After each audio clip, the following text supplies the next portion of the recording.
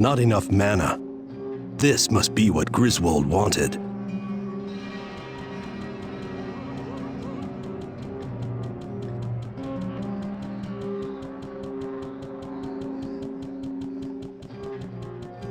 Hello, Dream Whisperer.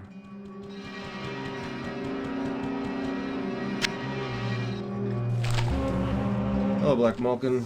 Oh, that looks weird. Hello, Mike Kamana.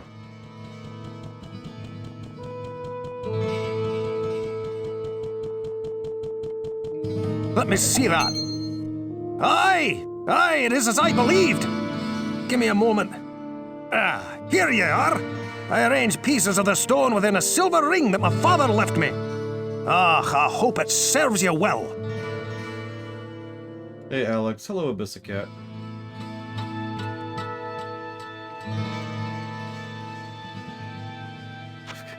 Thanks. Let me go identify this ring. Game. Hello, my friend. Stay a while and listen.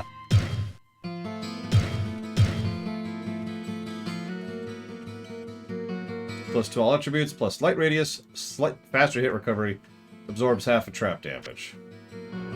Also indestructible, not that that really matters. I mean, it matters, obviously. Oh, yeah! Right. So, there's this thing. There's this thing.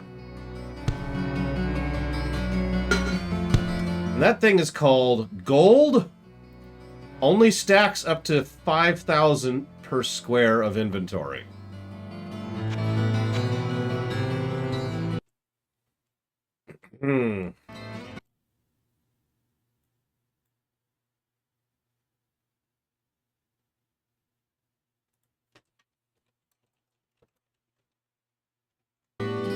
Yeah, just in case it's not obvious why that's a problem.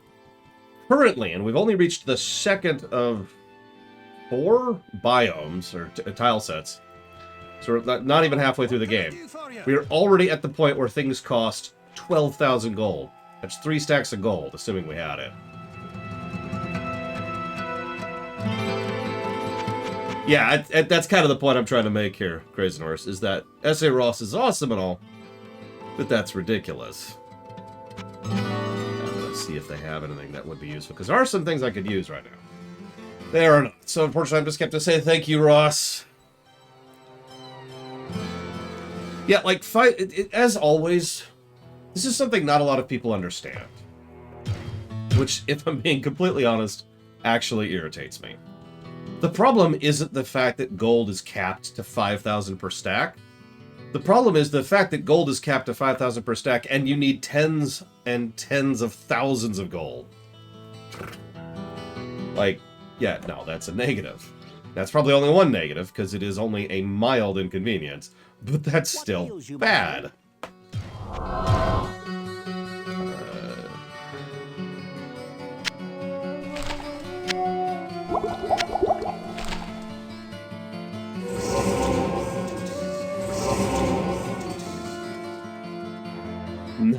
No, Tim. We have so many more negatives to give. Hey, killing you. Always sounds weird when I say that out loud. Yeah, by the way, speaking of multiplayer, am I the only person who is weirded out by the fact that there's no shortcuts to the lower levels? Actually, I should go double check that really quick.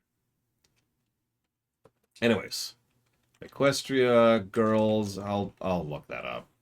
We'll figure it out. Because, yeah. Shows have the same streamability, feasibility problem that games do, it's just usually easier. Yeah, I remember... I remember back in the day when you actually had to make alternate characters whose only job and purpose... No, there's nothing here. Whose only jobs and purposes were to carry stuff for your main, because the concept of a bank didn't exist in most games.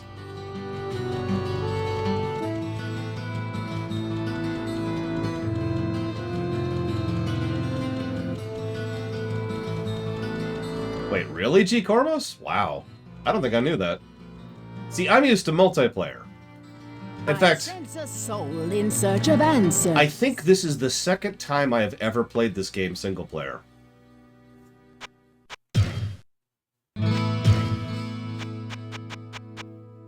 Yeah, no. I'm pretty sure it is.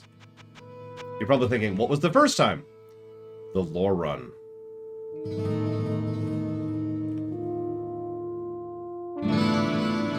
Thank you, Radisvik. Radisvik voices someone in the Diablo rewrite as well. And we'll just alt-tab here for a second, because we have to.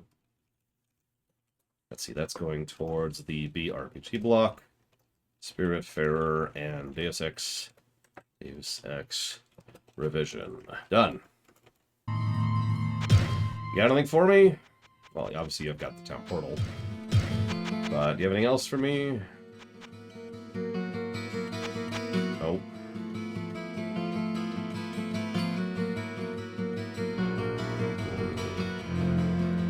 Hey, little Billy. Thank you for the sub, as always. I don't know, Tim. There's not a lot of story to D1. In general.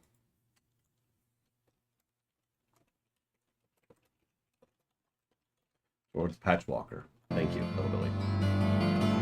Like, there's the voice acting. Positive to voice acting. Something that's been suggested several times is the atmosphere and tone, which I actually completely disagree with, but I think I'm in the minority on, so I might have to bend on that one. And,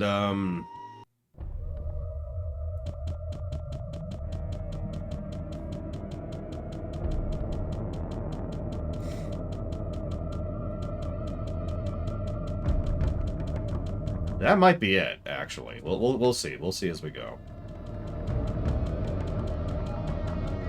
Oh yeah, there's probably a negative for the story for being edge.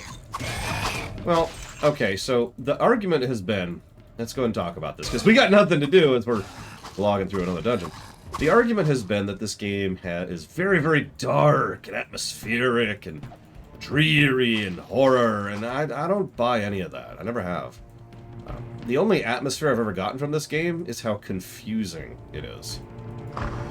Like, things just kind of happen, and there's not really a lot of sense or logic to it. It's the kind of thing that I would usually give a negative to. Oh, shoot. Now let's just do this for a minute. For being, sequencing. For story sequencing. Or something similar, because it's just, yep, and now this. And now this. And now this. Like, even speaking of someone who pays attention to the lore of these series, it's just a little disjointed. In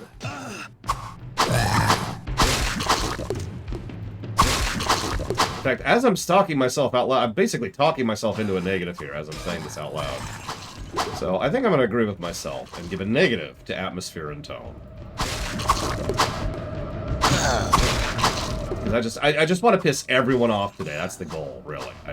If I could just make sure that nobody ever comes back to my stream ever again, they just call me Toxic Lore for the rest of my life. That's really what I want in my life. There's people hating me for disliking a bad game. God, I'm so sick of that crap. All right, anyway, so moving on. Hey, a blood fountain. Thanks, game.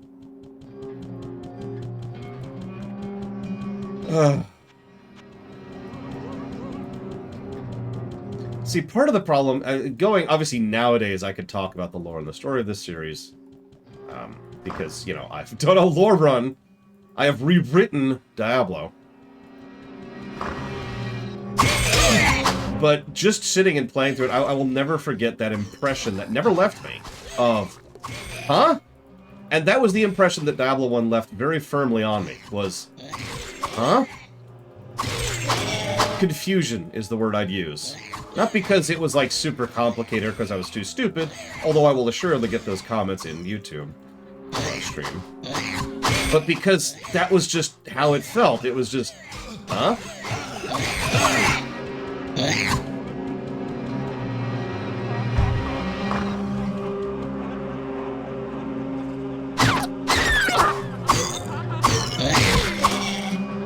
Doing those expert door strats here.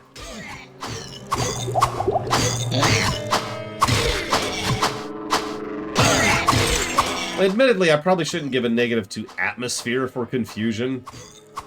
Although I'm not sure what I would put that in. We'll have to figure that out. Because the more I'm talking it out, the more I think I am actually going to give a negative for... Huh? I mean, we even have precedents for that. There are plenty of games I've given a negative to for... Huh? Before. Like, I should just make a new category. Oh? And that's just the name of the category. See, I can't do that, Master Man. Or perhaps more accurately, I refuse to do that. Not that I'm saying that there's anything wrong with having that attitude. If you want to review a game based on the time it came out in, that's totally valid. It's just, whoa, God, run! Not how I agree with. I'm having trouble getting out. There we go. Okay, we're okay, okay. Okay. Just gonna stand here for a minute. Favorite part of Diablo 1?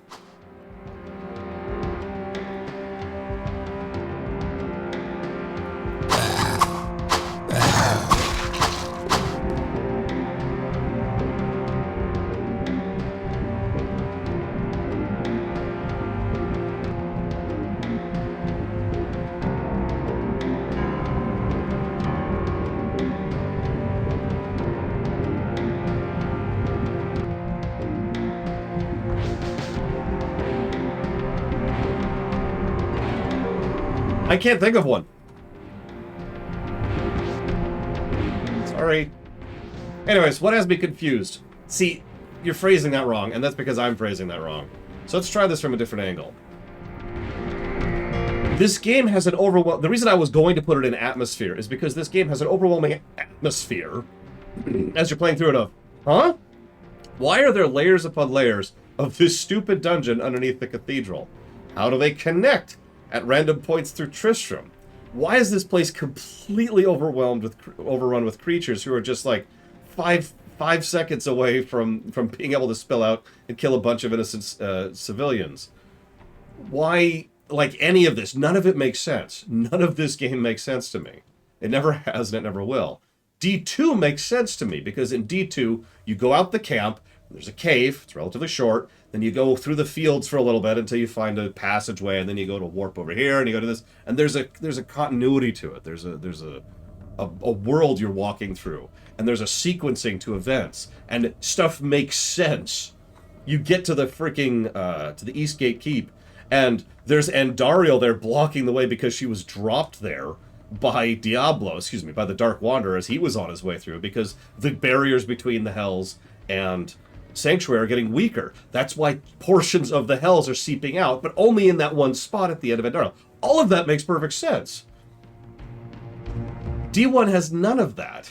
D1 has none of that thought put into it. I'm not trying to say it's underthought. I'm just saying like there's obviously that extra effort that was put into D2. And maybe this is just going back to that recurring theme that everyone keeps talking about this just being a nightmare that you play through. But at absolute best, that would just be a bunch of absence of positives. Because playing through a nightmare isn't fun. For me. Playing through a nightmare is just confusing. Things just kind of happen. Why? Don't think about it. And anytime the argument is don't think about it, well, you know my thoughts on that point. Yeah, there's also the plot, which we already know, I'd say about 90% of the plot already, as of this point in time, because we've been talking to the NPCs. Lazarus let a bunch of people down and betrayed them. Son's missing. You know, the son of King Leoric's missing. That's like 90% of the plot right here. The last 10% we see way at the end when we finally meet Lazarus, and it turns out he was trying to make the kid, Albrecht, into a host for Diablo. There you go.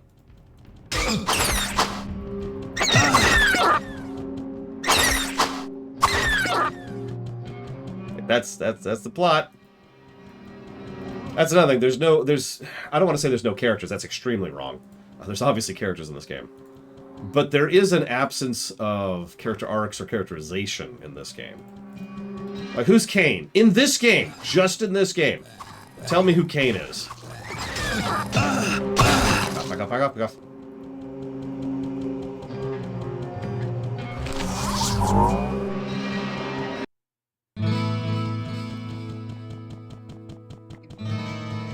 Diablo is the Lord of Terror, one of the greater... Oh, jeez, there's all... One of the primevals, which is one of the 7 pieces of the ancient dragon Baphomet, which split off after the creator deity, Anju, I believe is his name, decided to be like, hey, you know what? I feel like having an evil half and a good half. And so it turned into this dude who's like, oh, I'm good. And it turned into this giant dragon who's like, oh, I'm evil. And Baphomet died and became 7 pieces. And those 7 pieces each are the evils, the 3 prime and the 4 lesser. The angels all came out of the good dude. The good dude's spine became the basis of the home that the angels use in the high heavens. I know a lot about the lore of Diablo, okay? As I've said, I've done a lore run of this series, and I have rewritten it. But none of that is in the game we're playing today. Well, yeah, the dragon watched The Last Jedi, Loke, so... Hello, my friend. Stay a while and listen. That's interesting.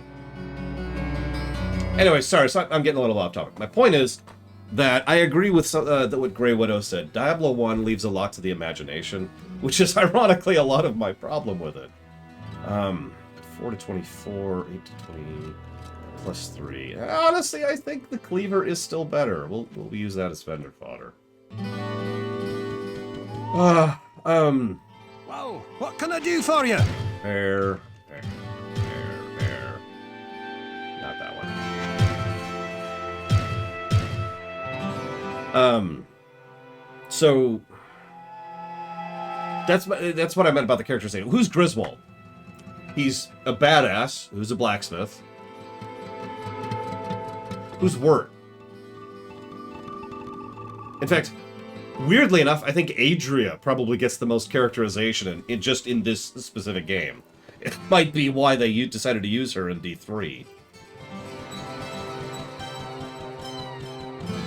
Well, he's a blacksmith in the medieval era, Mockingbirds.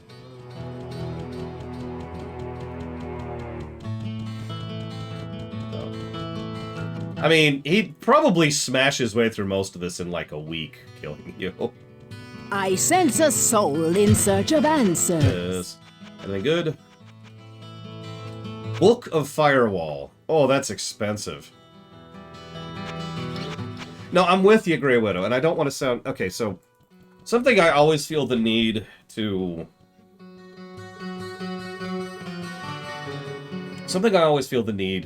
mention and preface is that just because I think something is bad or I think something is a negative doesn't mean it's bad or that it's a negative. And there's room for difference of opinion, and there's lots of different reasons to like something. Hell, you can like something and think it's good, and you can like something and think it's bad. Like that's the wonderful gradient nuance that we have in real life. It's one of the few last bastions we have in human society for personal choice and preference. And Lord knows people have been trying to break that down for a few decades now. Anyways, I'm getting a little bit off topic. Like, I love Final Fantasy Mystic Quest. Not a great game. You know? I also can't stand Nier Automata. Pretty good game. I'll just give 2 examples for myself right off the top of my head. So I'm not trying to say that anybody's wrong or dumb or stupid for loving D1 or liking D1 or disagreeing with me. That's important, because one of the biggest things I see, forgive me for ranting for just a moment, one of the biggest things I see in all of human society for the better part of the last 3 millennia is that a lot of people don't really have a very firm sense of self. I know this is getting a little philosophical, but I swear it's related. People don't have a very strong sense of self, and so what they tend to do is in place of identity, they latch it onto something. Rather than having a sense of self, they say, I'm a Star Wars fan. I'm a German. I'm a Roman. I vote for this team. I care about this franchise. You get it. We affix things to our identities. And then, this is the really critical part, when anything attacks that thing, we take it personally because it's part of our identity. Don't have to do that. I'm not attacking you. You're cool. Cool? Now, having said that, this is the most garbage game I've... No, see, I'm exaggerating for point. I apologize. But my point is...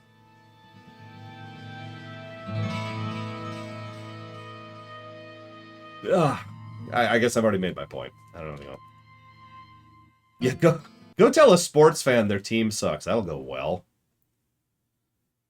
You hate the Chiefs? Oh, you must hate me personally. I used to live in KC. I did hate the Chiefs. Although, they're not as bad as the Raiders, but, you know. Is anybody? So. Yeah, band. That's another one. Music.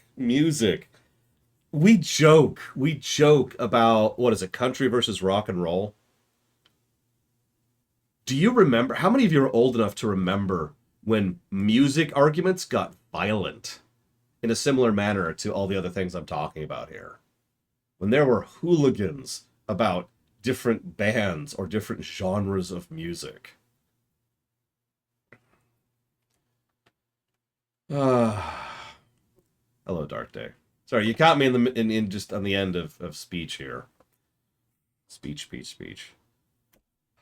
Okay, so all of that out of the way. So let's talk about review, because this is a review, and that is my goal here.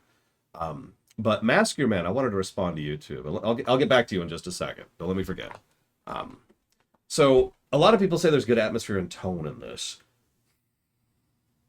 I'm going to actually decide that I agree, but I think I'm going to also give the exact same point a negative.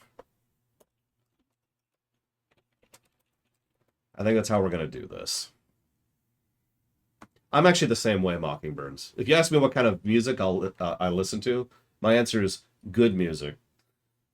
And I'm not trying to be cheeky. Like, I used to say video game music, but the reason I said that was so that people would leave me alone, because they think I'm a freak if I say that. No, really. How many of you remember, oh, you listen to video game music? Ugh. And they would just be this, you know? It's just, what? But no, that was never really true, because there's tons of bad video game music. No, I listen to songs I like. That's all there is for that. I listen to songs. I don't listen to bands. I don't listen to composers. I don't listen to genres. I like songs. Oh, I know, right, Shadow Machine? I've gotten that for years. You do not know, and I will never adequately explain how much up the river I had to push for my family in order for them to accept and acknowledge the fact that I had a job. Not just a successful job, that I am capable of affording my own place and having delicious seltzer water. Thank you, everyone, for making sure I can have seltzer water. I do appreciate it. But I'm not even talking about like being successful at what I do, which I am. I had so much time convincing them that I worked. Oh my God. Just shoving upstream. All right, so atmosphere and tone, because I think that's where it is, because it's so vague. This goes back to the vague thing that you were talking about that you like. It's so vague that I think it actually detracts from the work for me personally, because it's ill-defined.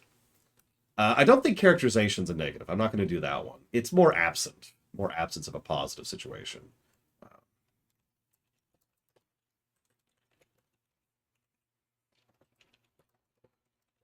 Whoop. I can spell. There we go. We've got voice acting. We got brickwork. There's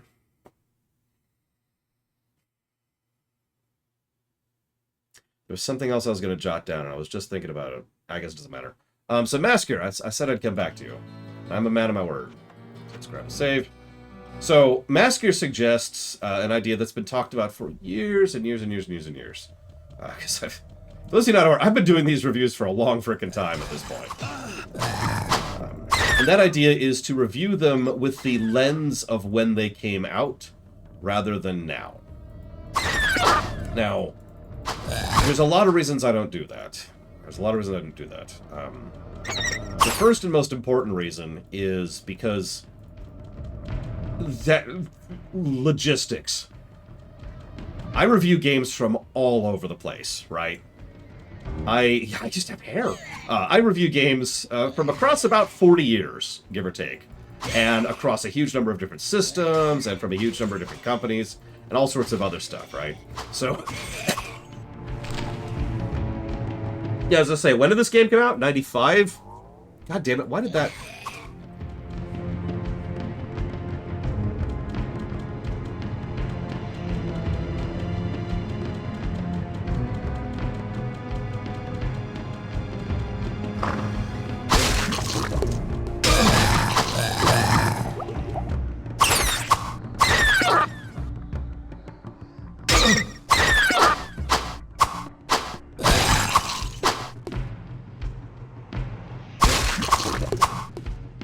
Whoa, we got muted. When did we get muted? Thank you, Talia. God, where was I?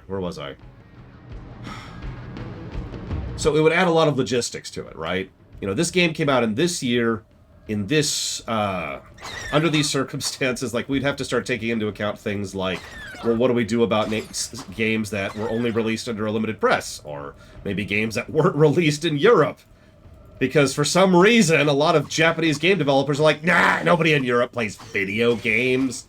They're busy drinking wine and eating sausages. They don't care about video games. And so that would be a whole thing. Yeah, it would effectively add a whole new meta to how we do reviews. That's the first problem. Whole other angle of logistics. The second problem is it would also add a lot of work to the reviews. Now, I hate to sound like, oh, you don't mind doing hard work, and you're right, I absolutely do not mind doing hard work. You know what I do mind is time. That would take a lot of time, and I already have a tremendous amount of a surfeit of time in my life. So the extra additional time that would require could only exist by taking away from something else that I'm doing. So that's another problem. But the third problem, and the final problem, and the final reason why... I think this is our shortcut. Yep, that's the shortcut. Yay! We're going to go and just unlock that really quick. I didn't know you could unlock these. God. Yeah, I'm a bit of a noob when it comes to single player, as I've already mentioned. They're just there in multiplayer. The final reason is because... Oh, God! Because of archers. It's because I disagree with the mentality to begin with. Now, I don't want to sound that negative. I don't want to sound like, Masker! You're dumb, and you're dumb. No, none of that. No, instead, I personally feel that when a game comes out should have no bearing on whether it's good or bad, because, my opinion, it doesn't. I have played games from the 80s, which are excellent, and games from the late 20s, which are not. Just to make that point as absolutely succinctly as I can. I don't think when a game comes out really matters with regards to how good a game is. I've played games that have come out before this one that are excellent. I'm in early 20s, sorry, I don't know why I said late 20s. Early 20s. Yeah, Mega Man 5, I hate to go right for the jugular there, is still one of my highest rated games. That was a bit ago. That game was a 90s game, I'm almost certain, but point made. And it's something that originally for me started as a theory and slowly built up more and more as I did more and more analyses and more reviews. I saw more and more that, yeah, no, there's a lot of evidence that a good game is a good game no matter when it comes out. And I bet a lot of you in chat know what I mean, just the way I phrase that, right? I bet you can name a game right now that has aged perfectly well, and that is a game that holds up just as well today as it did 10 or 20 or 30 years ago. Am I right?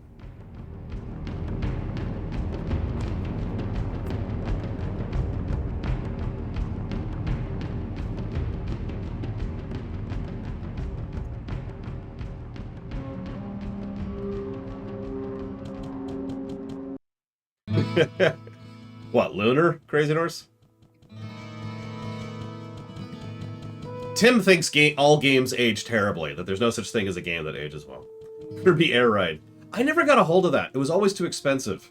So I technically still don't own that. I don't know why I say technically. I do not own that still. Alright, so let's get rid of...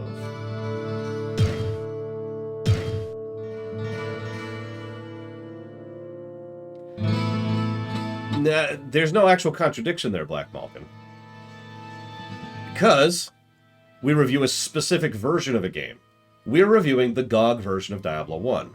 So any issues, problems, ups, downs, or in-betweens with the GOG version of Diablo 1, that's the version we're reviewing. That's the pluses and the minuses. If we're reviewing the Switch port of Final Fantasy X, if we're reviewing the original SNES copy of Final Fantasy IV, excuse me, that's the third SNES copy of Final Fantasy IV, or if we're reviewing, that's another good example.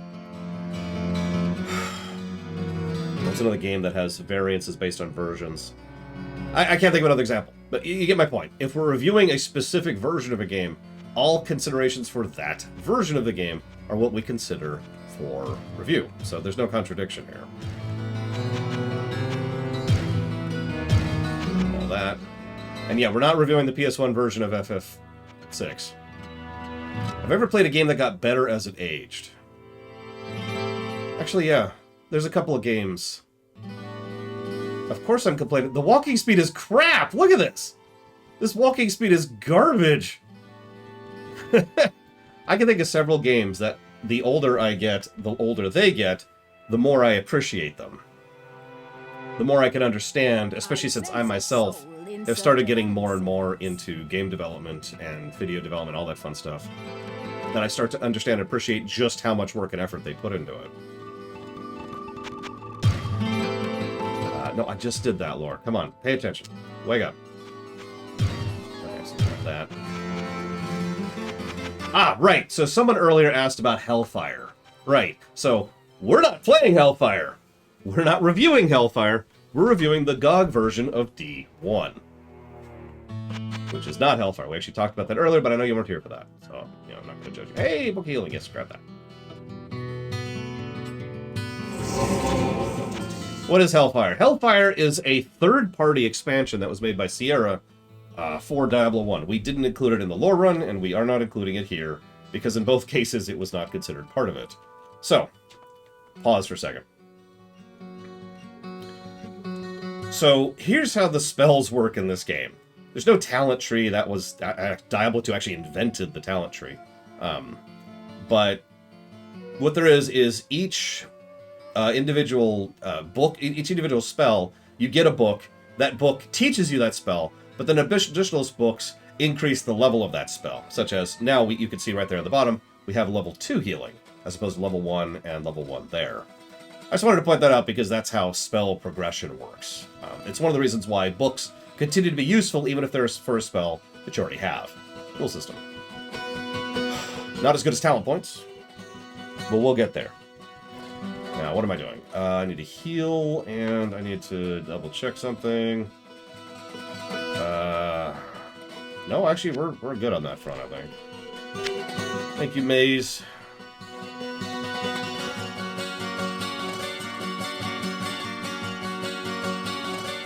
I don't know how else to explain this, Black Malkin. We're not reviewing Hellfire. The request was not for Hellfire. Hellfire has nothing to do with anything. It's over there. In the corner. Where it belongs! Alright, so. But no, for real. Joking aside. Hellfire. Apparently my mute button also functions as the 8 key. That's very funny. Because that's not the button I'm hitting. My friend? Hellfire has nothing to do with anything. I don't know what else to add to that. No, Jinja Ninja. The queue is being completely ignored on purpose until we get to the Q&A stream, which we will do at some other point. Now, thank you, Maze, for the sub.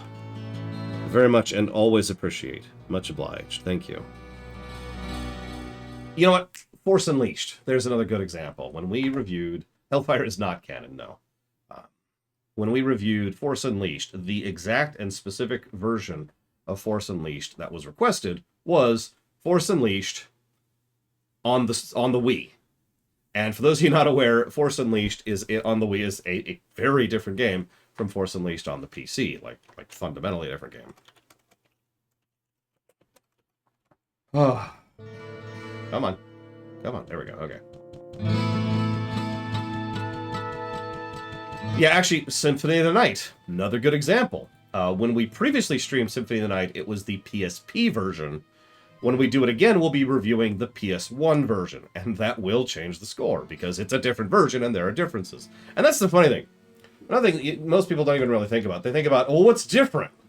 What's different between the GBA version of Final Fantasy IV and the PSP version of Final Fantasy IV? The answer is more than you'd think. There are lots of little details that most people will never even notice or not pay attention to.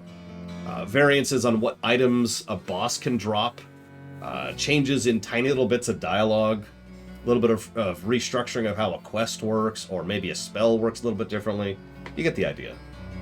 If there's anything I've learned over the years, it's that those little changes actually add up quite a bit. But anyways, I'm getting back to this. So, sorry. Rewind. So Grey Widow says, Laura, you're dumb, and I hate you, and you're stupid. And all of those things are very true, and I apologize. I don't know how to answer that without just saying I disagree. Because, to me, this is just boring. This is just me being like, can we get it?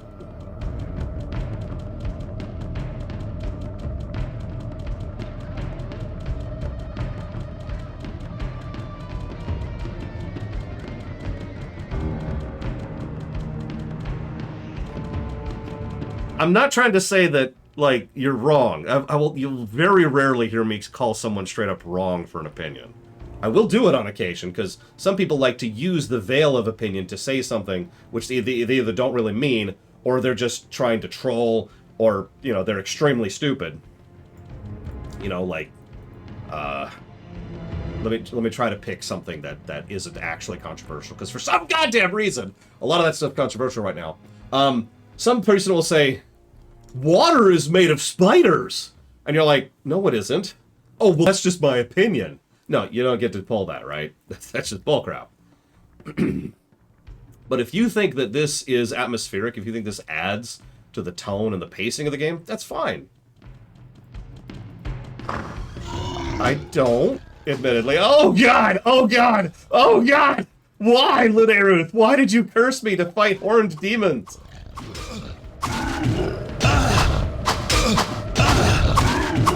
Oh, okay. Okay, Lunaruth has stopped killing us. And so, locked beyond the gateway of blood and past the hall of fire, valor awaits for the hero of light to awaken. Well, that ain't me. I'm Aiden.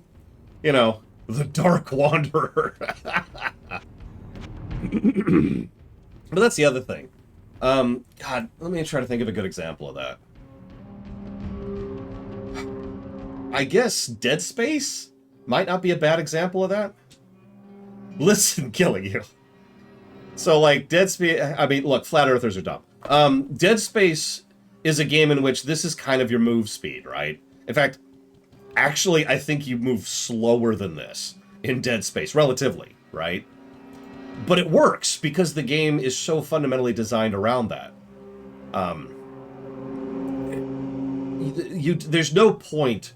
Okay, I shouldn't say there's no point. There's very few points in a Dead Space game where you're just doing this for long periods of time. Generally speaking, you'll go around a corner. Okay, what's over here? What's over here? Oh god, necromorph! Right? Like, there's a density to it that means the travel speed isn't a problem. And that's kind of the point I'm overall getting to. The travel speed obviously sucks, and it's my biggest complaint about the game by a huge margin. But I think part of that is because of everything around the movement speed, which doesn't support it, my opinion.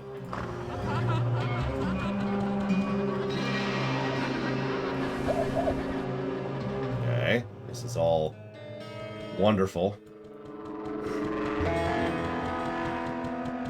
Yeah, some of these levels can get really big. And then there's the problem with backtracking, which we actually haven't run into yet. But when we get to the caves, right? Like, you remember the... Oh, Jesus. Oh, Jesus. Horn Demon. Lunaruth. No, I'm sorry. I'm sorry, Lunaruth. You can voice everyone. You can voice everyone. Okay, okay. So, I need this armor so badly. But yeah, exactly, Dark Day. It was made for that. But when we get to the caves, movement speed is going to be a real problem. Right now, it's mildly irritating. Later on, it's going to become aggravating. So there's the Bloodstone. How, J. Palmer? Like, how do they fix the problem of backtracking, of having to go through... Like, okay, I have to go over here now. Like, let me use a direct example, J. Palmer. Let me use a direct example. Everyone, we're now going to be bored for like 5 minutes because of J. Palmer. So everyone make sure to let J. Palmer know exactly who is to blame for what's about to happen. Okay? Cool. So I want you to imagine for a moment that we don't have a town portal for just a second. And we have just... Oh, wrong way. Hang on, hang on. And we have just gotten back here. There we go. Okay, so we've just gotten back. And we don't have a town portal. So it's like, okay. We'll talk about it when we get there, Black Malkin. Because trust me, I'm going to bring it up. So, okay. So now we have to go back to the floor which goes down. Now, I want you to watch this and understand that there's no actual method by which a town portal speeds this up. Actually, a town portal would literally slow this down. Because the town portal is technically a one-way, but it's functionally a two-way shot back to town and back to the spot where you drop the portal. That's it. The town portal... So this is actually kind of fascinating from a gameplay perspective, because the town portal has nothing to do with navigating the dungeon. It's all about getting access to the town. That's what the town portal is there for. It's there to give you the ability to be able to go back to town even when you're on floor 15 of a dungeon, right? Now that's good. The very inclusion of something like town portals is a good thing. It might even be positive worthy. Did I miss the damn thing? Where's my armor? Yeah, it allows you to dump off your inventory and, you know, update on quests, get a little bit more lore or gossip or whatever. Maybe buy some new stuff. Occasionally they've got some new stuff. Get your things itemized. Oh, duh. Thank you, Grey Widow. God. It's been a minute. It's been a minute. Give me a break. You don't have to give me a break. I don't deserve it. Mockingburns knows I don't deserve it over there. Because she's evil. But you get my point, right? There we go. I'm found. I'm found. So while a town portal does help with the overall traversal mechanics, it doesn't prevent the backtracking, right? It doesn't actually prevent what's been happening over the last about 3.5 minutes. Oh, Jesus, damn it! No, Lunaruth, I'm sorry, I'm sorry. 50 pluses to gameplay.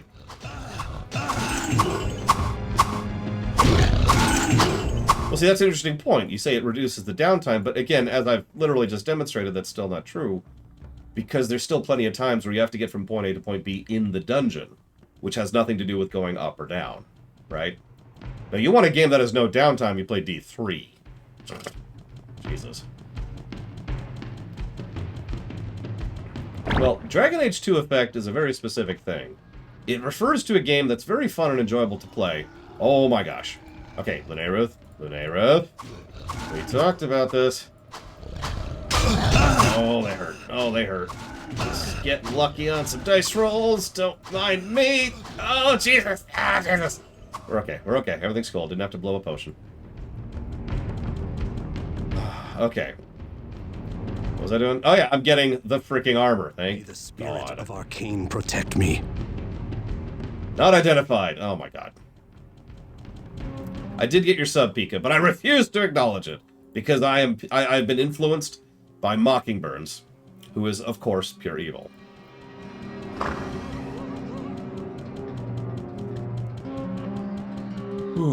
Dragon Age 2's Syndrome, for those of you who have never watched me before, because that comes up all the time, is a game where the gameplay is fun, but shallow. And that's an important distinction, because it's not like the gameplay is bad, that's a whole separate problem. Instead, the gameplay is so simple that it gets old. And then the game makes you do it over and over and over and over and over and over and over and over and over and over. And then the gameplay goes from being enjoyable to, God damn it, why am I still playing this game? Just like in Dragon Age 2. Yeah, honestly, I can think of several Dynasty Warrior games that have exactly that problem. Yeah, this is fun! Oh, I have to do 18 more levels of this. Oh. What ails you, my friend?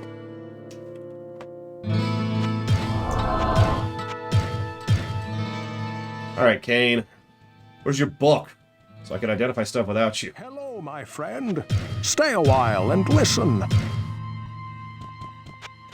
Anyways, thank you, Pika, very much for the sub. I will put that towards God of War 5.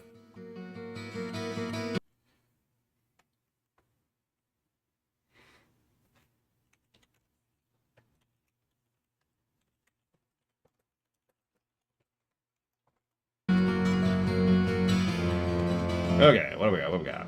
Hey, look! Plus 10 to vitality, minus 3 damage from enemies, fastest hit recovery. Yeah, I'll take that, and honestly, we may actually just wear that for the rest of the game at this point. Like, I cannot be the only person who has done multiple playthroughs just with that armor. Like, I know that graphic by memory. And the reason I remember it so distinctly is because it always reminded me of the visual style of Warcraft 2, which is funny, because different developers, but that always struck me back in the day when I was a kid. Or I guess high schooler at this point. Anyways, Pika says, what's your opinion on D4? Well, I haven't watched D4, or played D4, or looked at D4, and I don't even acknowledge D4 exists. There is no D4. Now we're done. I'm joking, but I have no opinion on D4. The AC is kind of low, but we're just going to live with that, because that's what we got. Anything good?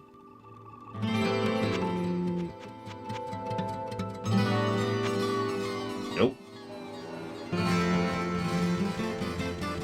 Oh yeah, and so D1 and D2 both have appearance upgrades, but they have to do with, like... It's not like in D3 where you are wearing the armor that you're wearing. It's more like you're wearing a certain level of armor, and therefore you look better. Yeah, tiering, exactly.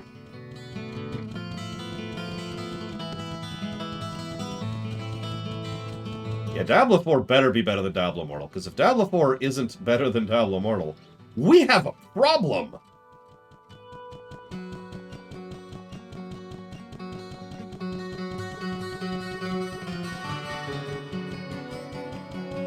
I sense a soul in search of answers. Good.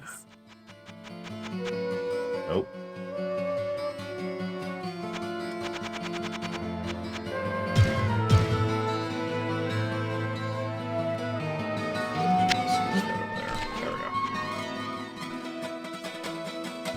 Oh yeah, several people asked if I played Diablo Immortal. For the sake of being capable of actually giving an opinion on it, I actually did play Diablo Immortal, with a friend, no less. And you probably, I know your next question, you're like, well, what's your opinion on it? Because obviously, every little scrap of bile and hatred that I spit at that piece of garbage game has to do with the predatory practices, the financial side of it, the layers upon layers of bullcrap that's in that game. But I've never talked about the game itself. So you ready for me? You ready for this? You can already tell because of how I'm hyping you up. The game had one good section to it, in my opinion. Just one. I'm not going to spoil it for you on the off chance you give a damn. But there was one section where I was like, that's cool. And the rest of the game's story was what I would call actively bad. And the rest of the game's gameplay was honestly really dull. It reminded me a lot of the game that it was probably based on, where a lot of the combat could be extremely mindless. And I know what you're thinking. Most Diablo games have mindless combat. And that's a valid complaint, but when I say mindless, I don't mean putting any thought into combat whatsoever. In fact, why don't we leave the realm of hyperbole for just 1 second, okay? Note to self, never put something in the 8 slot ever again.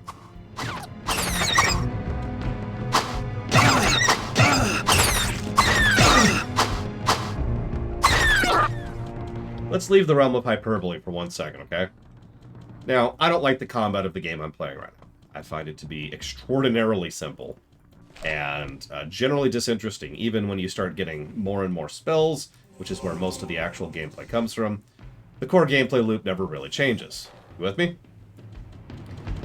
And yet, there is still a degree of thought. Backing off, repositioning, holding position, you know, when you need to, moving when you need to not, focus firing certain types of enemies at different times, backing off because, you know, there's what I would call one layer of depth into this game in terms of the combat. I don't think Diablo Immortal has that single layer. It is designed so perfectly and thoroughly to be the kind of thing that makes you feel good in the cheapest way possible. And I don't mean cheap like as in crappy. I mean cheap as in cheap. I mean, it takes nothing and costs nothing and involves no effort on their part or on yours. Oh yeah, it's knowing where to set up firewalls. Also important. That's true in D2 as well. It is so... One of the reasons I am so pissed off at D4 is it is a... Or D4, excuse me. What I'm confused, I'm so pissed off at Diablo Immortal is it is so well designed to be evil. It is designed to make you feel good playing it. It is designed to be a cheap, easy, effortless thrill.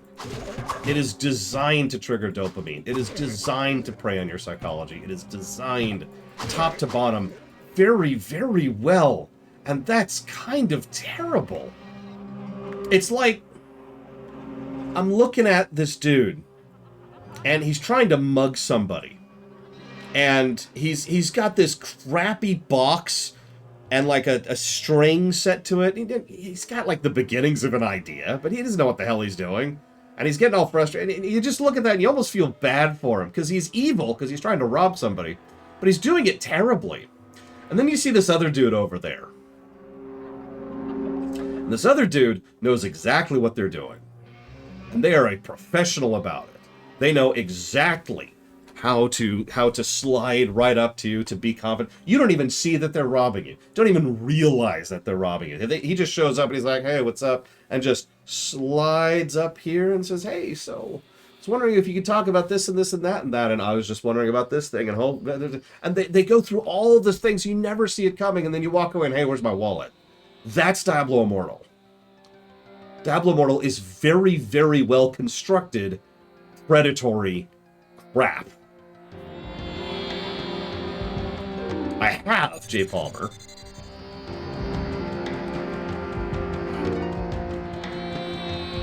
I don't remember how much money it took me to do it. I think it was 5-digit. I remember that.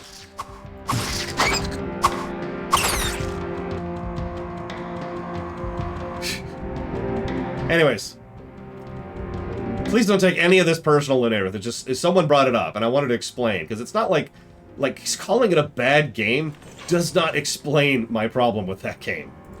If it was a bad game, God, honestly, that would be so much better. If it was just a total crap fest, oh, that'd be such a relief. But no, instead they brought in the big guns, and they decided to make it a very well-made game. That sucks.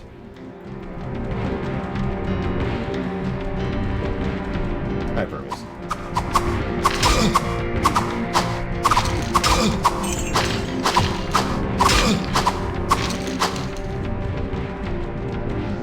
I'd make an FF14 reference here, but it's super spoiler, so I'm not going to. All I'm going to say is Garlemald and leave it at that. Hi, Permeus. Oh, Jesus. Oh, Jesus. Okay, hold up. Hi! I didn't think you'd come out, actually. I was just waiting to regather myself and not be shot at. Hello.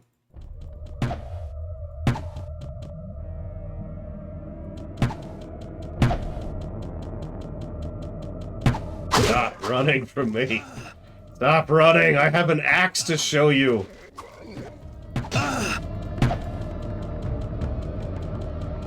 I don't have Firewall as a spell yet. I do have it as a scroll. I should probably use it at some point. It's been my rainy day scroll, but I haven't gotten a good time to use it yet. What do we got right now? Up, up, up, up, up. Well, I've got a couple uniques on. Anyways, so thank you, Permeus, I think.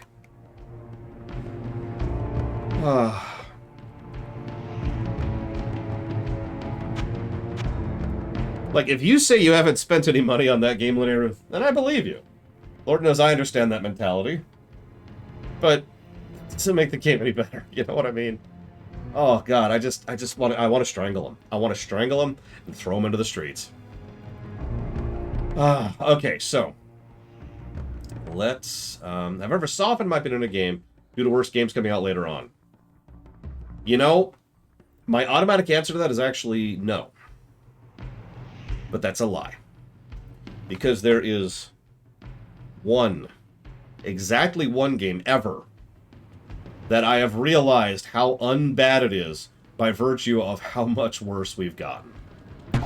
Bonus points if you can think of what it is before I tell you.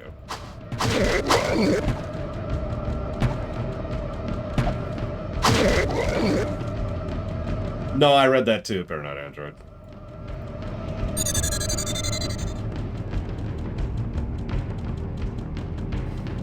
Is it something obscure?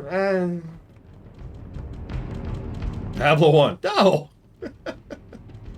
Mega Man X7? No, Mega Man X7 is still the second worst game I've ever reviewed.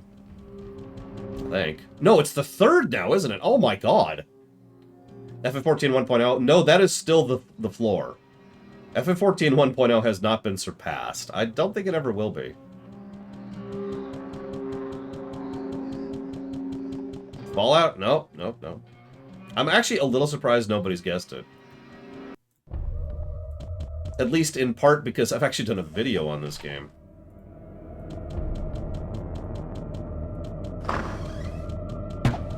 No, we haven't reviewed Ride to Hell Retribution yet, and that wouldn't be it anyways. Oh god, it's the pukers. It's the pukers. We're up to pukers.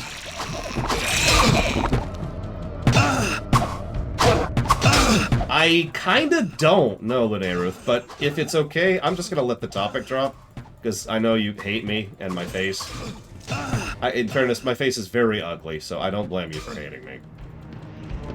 Oh my god. Oh my god. Get up against the wall and die! Because here's the problem, Linearuth. The only way I could properly really go in depth on how bad that game is, regardless of the PvE-PvP divide, is by actually sitting down, stopping the stream, going and doing some research to make sure I'm up to date on my facts, and then coming back and giving you an essay. Nobody wants that. So, I'm just gonna let it live, move on. All the Bravest. Final Fantasy All the Bravest is a wallpaper that Square sold on the phone. It was one of their first mobile games. Not the first, but one of the first. And I used to think that that was just the worst thing that Square could do.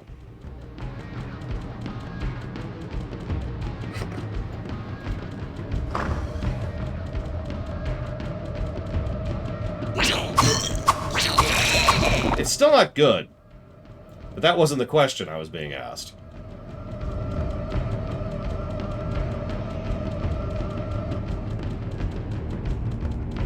It was not a particularly interesting wallpaper, no. Oh yeah, so who here wants to hear a theory my friend Pax has about Square?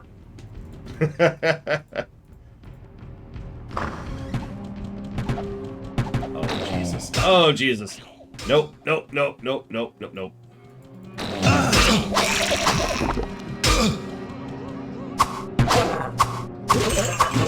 Nope, we're done, Linearuth. I said I'd drop it. I'm a man of my word. The only way I can continue to respond to you is to pause the stream, go do hours of research, and then come back and give you an essay. And I don't think anybody wants that. So, we're done. Be cool. There's No judgment here. I've made that point like 30 times. That's interesting. What's that? Why is Flash so high? So, yeah, so Crazy Norse guesses it immediately.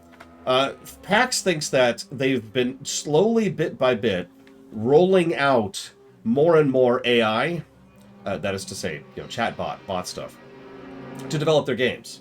So first, they started rolling out AI to name their games, right? That's how we got some of the nonsense names of Square games. But then they're like, okay, hold on. So then we're going to start writing dialogue with the AI bot, and that's why Bravely Default's dialogue is terrible. Then we're going to roll out more AI bots. Okay, so now we're going to start designing encounters and item distribution and all that fun stuff. And that's Octopath Traveler. And now we're at the point where they're trying to move to the level of just designing entire games with the AI bot. And God, it explains so much. Yeah, ChatGPT has been writing Square games for years, probably. You guys, they're not coming. Okay. Sure, this might work.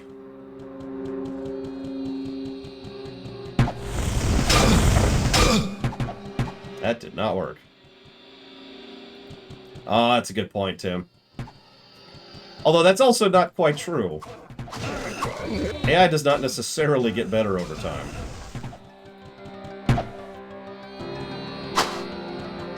The common misunderstanding of how AI works. Real life AI. I hate the fact that we've called it AI, by the way, because for years we've had the term AI. And AI refers to something in fiction, which does not exist in real life. And now we're calling this thing AI, which it's not AI. It's not artificial intelligence, it's a bot. It's a somewhat sophisticated bot, but it's still a bot in terms of design and concept and how it functions and all that kind of fun stuff. So, it's a lie. The bot is a lie. It's vaguely... No, it's not VI either. It's a bot. I'm not actually joking. It is a bot. It is bare level in terms of fictional intelligence. It is at the very bare bones, at the bottom of the scale.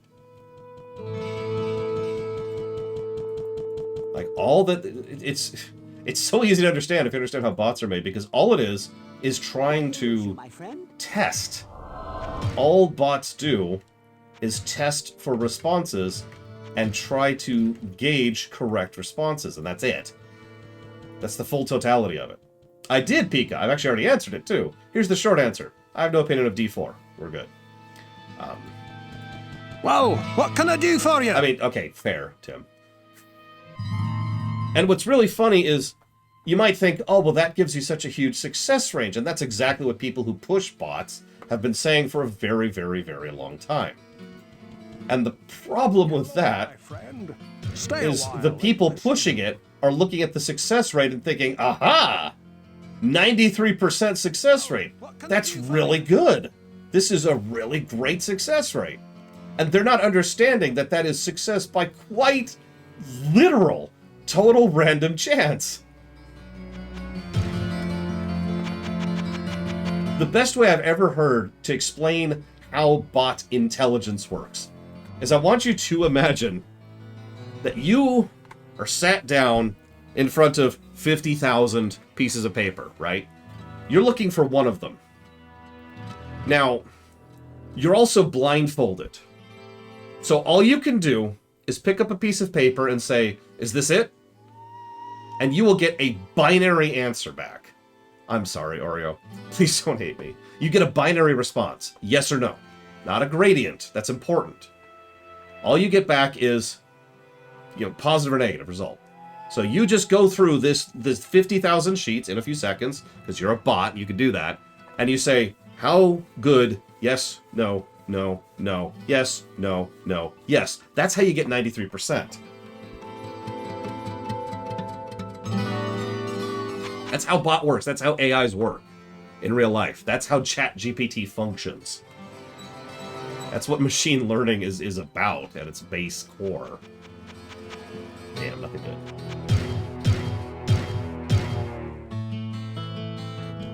Thank you, Papa Neeks. Unfortunately, you cannot put that towards Warhammer 3. It's already funded. However, you can put it towards up to 3 things. So if you want to put that towards up to 3 things, please let me know. You know what really irritates me about the whole AI craze we're in right now? Is it's a wonderful tool for several aspects of real-life function. All the boring stuff. Because where bots are really at their best is doing the quantity crap, right? Medical is a huge example of circumstances. The medical field has been doing some wonderful stuff with bots. And I'm going to call them bots because they're bots. In order to just slog through bagrillions, just giant gaps of information. Well, the list is wrong, Papaneeks. If you look at the queue, you'll notice it's on there. So that is what that kind of stuff is actually really good for.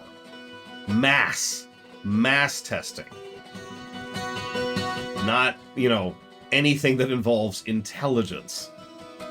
And you'll notice I specifically said testing, which, as we've already discussed, is not a measure of intelligence. Which I realize that sounds like an indictment of the United States school system, which I'm okay with. All right, so now that we've gotten that out of the way.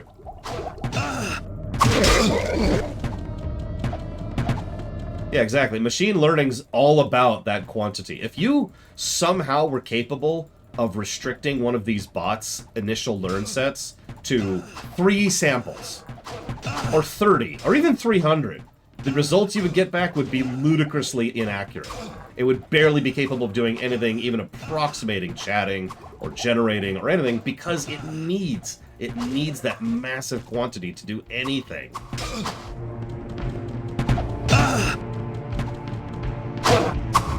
Or it could get lucky.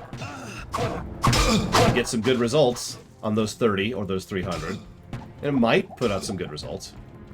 But it might not. That's actually one of the reasons why that people tend to run those things through bagrillions and bagrillions of results. Higher chances. Get back here, Gorestone. Oh my god, you're going into a dead end. Oh my god, I do not like this thing. Can I interrupt his attack? GM? Hey, GM? Mockingbirds, could you help me out here? I'm attacking him at point blank. Can he be firing his bow at point blank at me?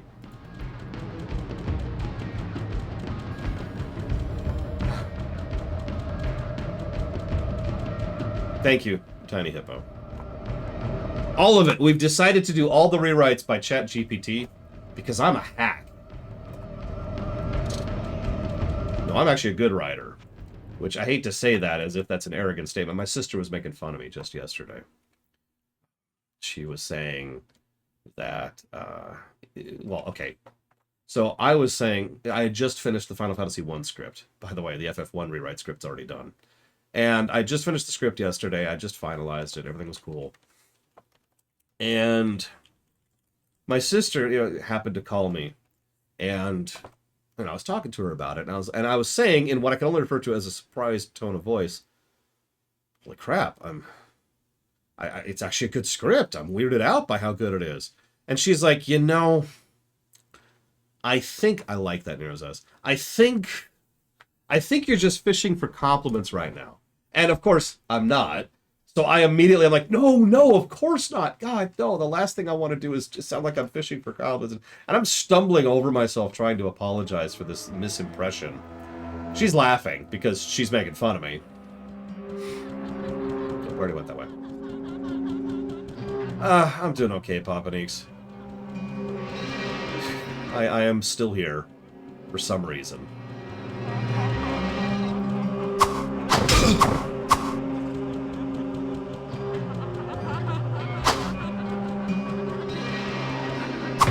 For the record, I was not fishing for compliments. I was legitimately surprised by it. Because as I was telling her, as I was describing to her in my defense, each of the major scripts I've written over the last year has all been a different approach to writing. I've already done a full narrative work, which is the World of Lorecraft series. I've already added dialogue and structure to a story. Excuse me, not structure. Added dialogue and content to an existing story structure. That's the Link to the Past theater. And And then I did a mostly narrative, I think it's like 60 or 70% narrative story. That would be the Diablo rewrite, which is going live in a bit here. Oh my god. Okay, run. Oh my god.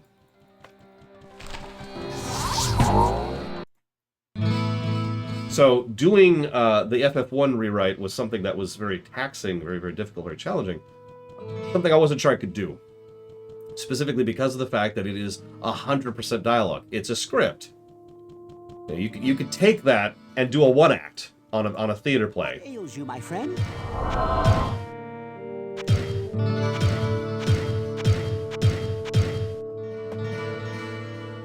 And that was something new. I wasn't sure if I could do it. Hello, my friend. Stay a while and listen. That's a good question, Dream Whisperer. What should we put our points into? Without me actually clicking it, what should we put our points into? Well, what can I do for you? What did we end up getting? Of course, a bunch of armor. No.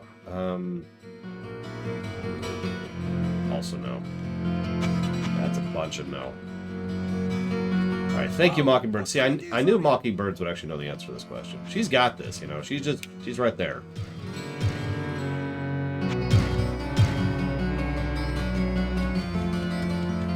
See you around, Jay Palmer. Enjoy dinner. Encounter any boss. So we've killed the butcher.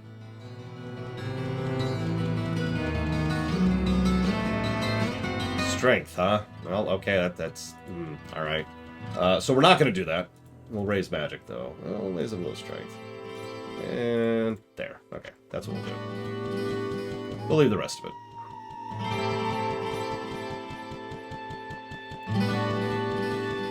I sense a soul in search of answers. Games I've played that are so bad they don't qualify as a game. So let's go ahead and start with the philosophical answer to that question. There's no such thing as a game which is so bad it's not a game. It's still a game, it's just crap, right? Like, that's how that works.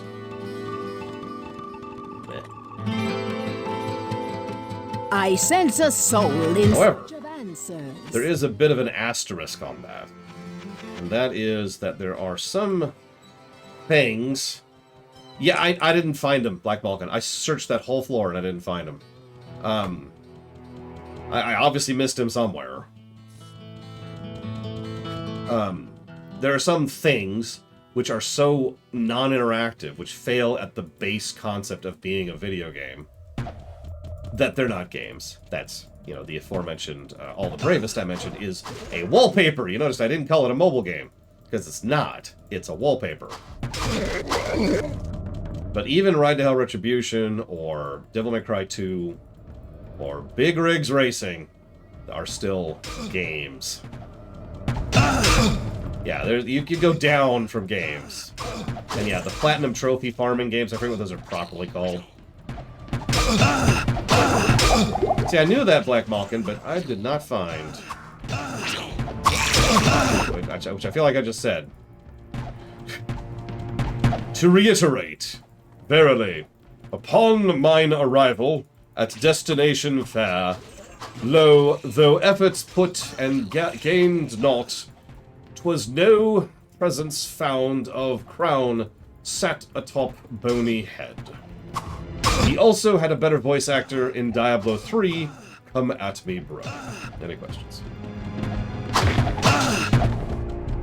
No, I was just looking for the way forward, Black Vulcan. And you know what I mean by that.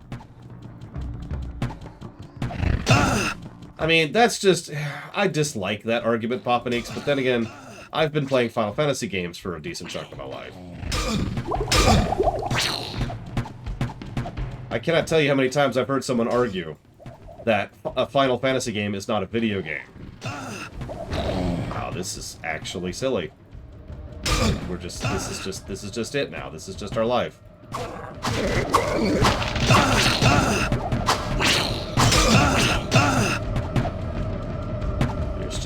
This is just, yep. No, because it's just an interactive story. Like there's no game there. All you're doing is playing the story. I don't even call that a game. I'm gonna die, alright. Yeah, I'm gonna turbo die. Yep, okay. Where was this? God, this is a while ago, wasn't it? No, this wasn't that long ago. Still.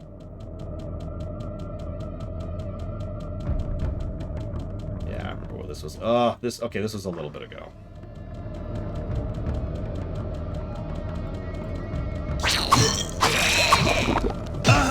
But yeah, I've never been quite as frustrated. That's a lie. As a kid, there were few times I was as frustrated as trying to explain to someone why a Final Fantasy game qualified as a video game.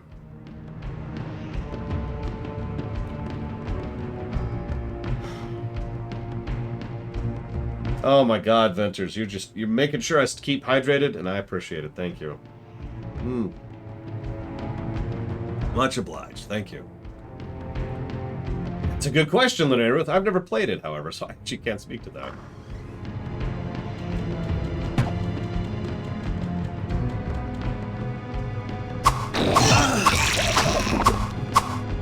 I haven't been keeping track. Ventures. I think you're actually only like third or whatever. Hellfire is not canon, no. As I've said several times, that's one of the reasons we didn't include it in the lore run. We talked about it. It was actually important to discuss because so much of the design of Hellfire was baked into D2. This is my chance to hit. Oh my god. 73% my ass!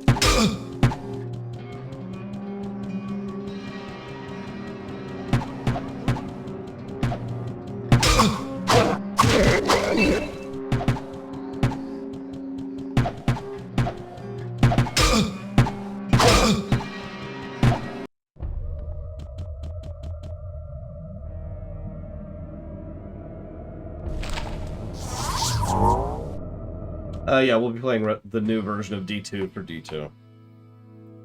Oh. Wait, you like Star Trek, Linnea? Holy crap. When did this become a thing?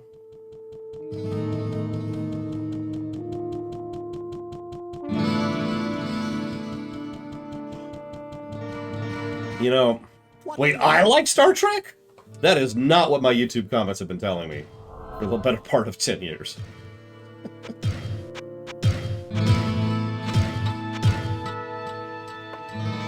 No, nobody likes Star Trek. Don't be silly. So where was I? So it was here, here, here, and here. There we go. Okay. Hello, my friend. Stay a while and listen. Nah, I'm good. Thanks, Kane. Peace! Oh, what can I do for you? I'll be back later when I rescue you.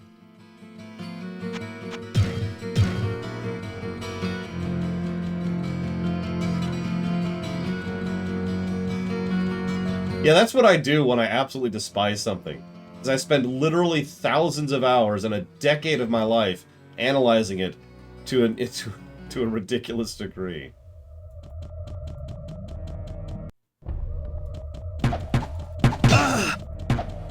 Hi, Flygand. Give me just a second to not be dying to Goatman.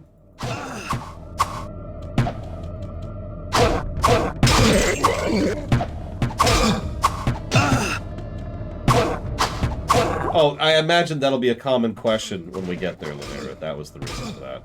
I got him cornered! Yeah! No, he's running away! Come back! Come back and die! Like all demons should. All demons have no place in modern society. And they will be fought by those whose province it is to fight. Oh, there he is.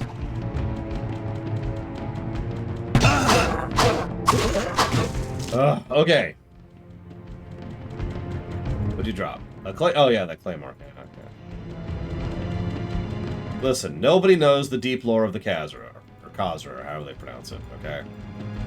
Nobody here has done a lore run, alright? Of this game. Or ever. Just of anything. Nobody does lore runs anymore. Lore runs are yesterday's news. Nowadays, it's all about... It's a really dumb thing that Twitch streamers do nowadays. Not enough mana. What?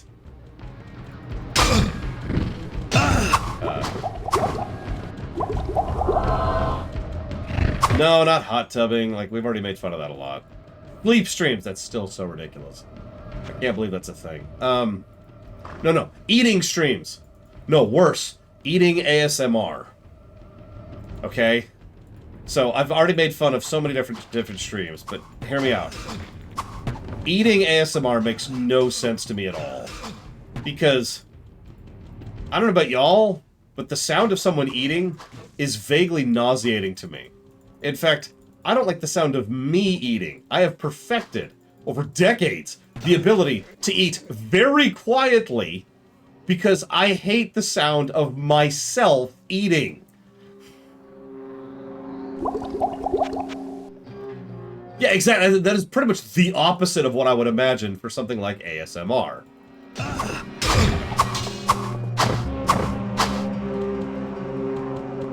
Oh.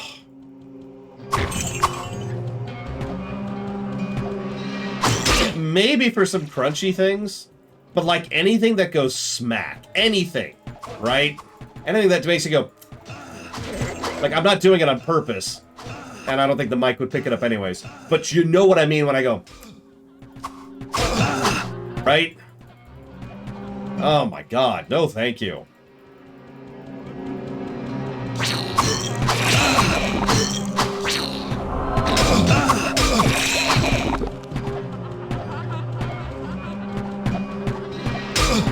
This is just... I've figured it out. I've cracked the code. I figured it out. So, in D3, they came up with a concept called a loot goblin, which a lot of games use nowadays. And a loot goblin is an enemy that drops a lot of good stuff, and so you're encouraged to rush after it, and its AI is designed to rush off as quickly as possible to run into nearby enemies, so that you will charge in headfirst blindly and get killed, right? So, these freaking goats, these goddamn freaking archers, they're the beginnings. They're the beginnings of the loot goblins, because they're like, hey, I'm shooting you. Hey, oh, no, walking off now. Gonna walk off into all these other enemies over here. You're gonna follow me, right? You're gonna follow me into this giant pack of death? Well, what can I do for you? Roll. Yep, the OGs.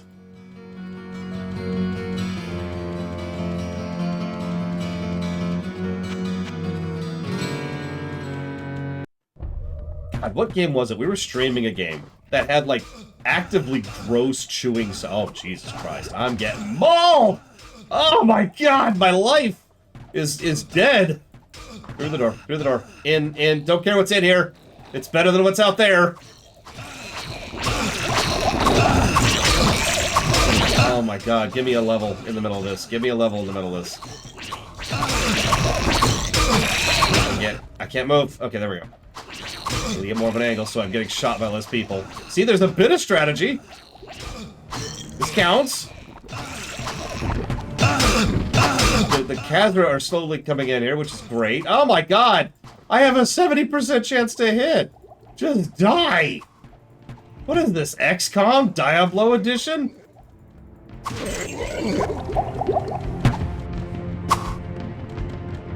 I mean, I'm gonna be completely real. I would rather take the spitters than these goddamn horsemen!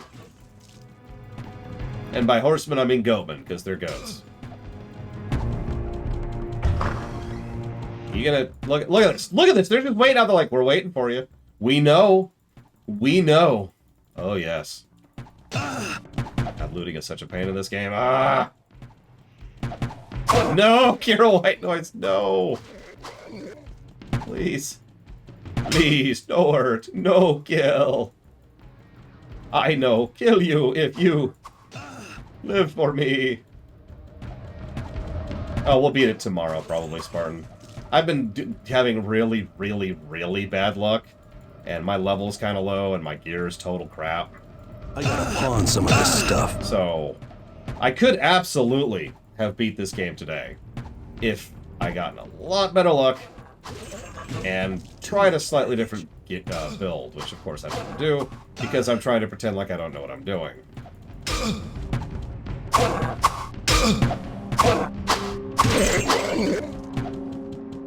We could cheat.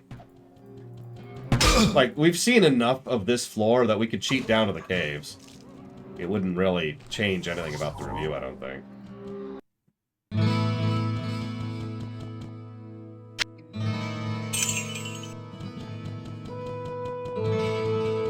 As much as I always hate to put the cheat flag up.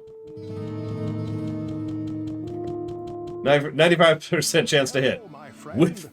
Whiff. Whiff.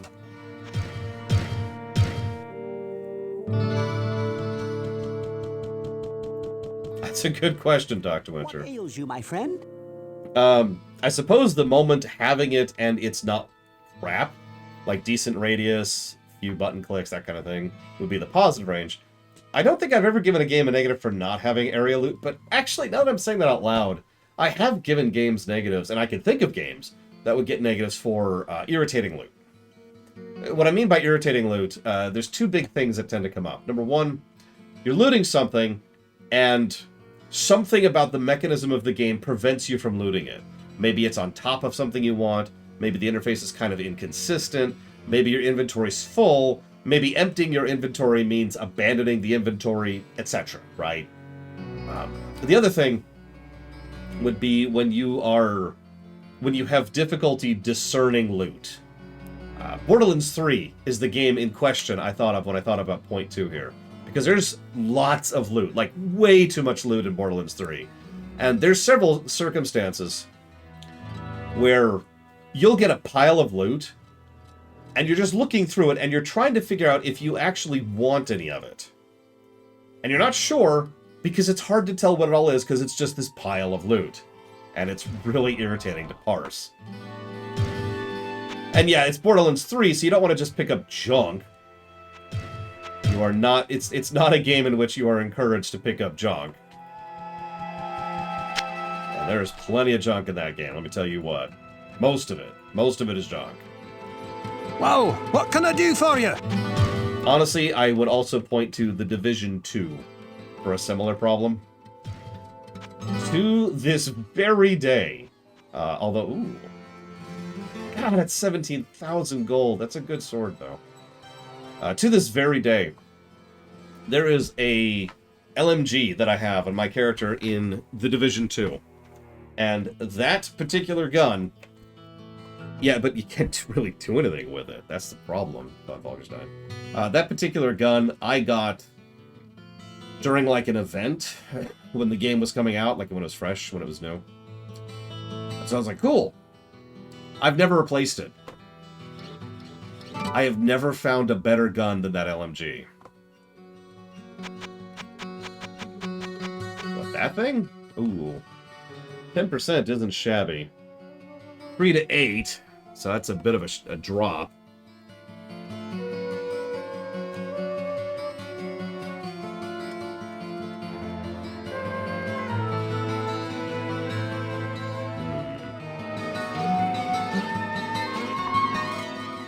Yeah, I saw the plus 45%. See you around, Tim.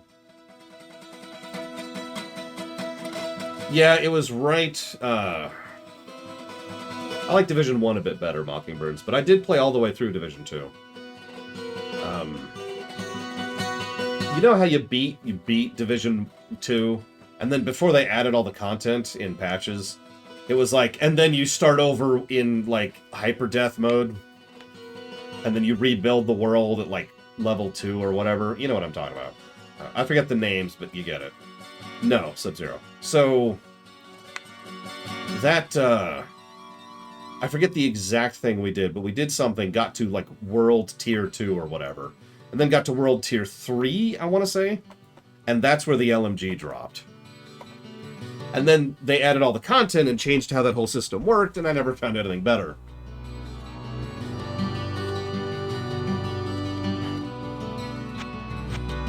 Problem is, I don't have a shield right now. What can I do for you? I don't think he has a shield right now. It's because he doesn't. No, it wasn't one of the names. I actually had 2 names, and they were both worse than this thing. It was just an LMG.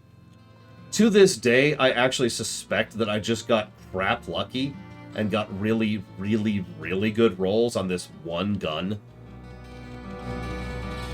Because I kept looking. Like, I like LMGs, so I don't mind that. I'm usually a frontliner when it a tank when it comes to games like that, anyways. I sense a soul But in search I'm of just like, answers. anything? Anything? No? Okay, cool. That's cool. Book of Flash. Get out of my inventory.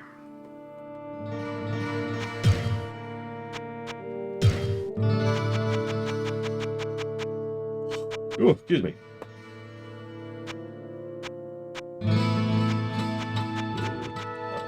Okay.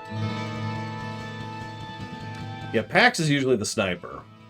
Gary's usually the healer. I'm usually the tank. And that means I'm right up there with a bunch of health, a bunch of armor, and a big, loud gun. I forget what it was called, but I was the one who had the grenade launcher from hell as my my special weapon in Division 2. Let's grab some gold. Lord knows I can use it.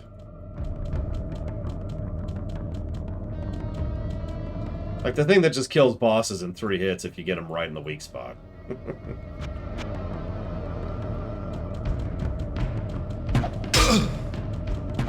what? Did I just...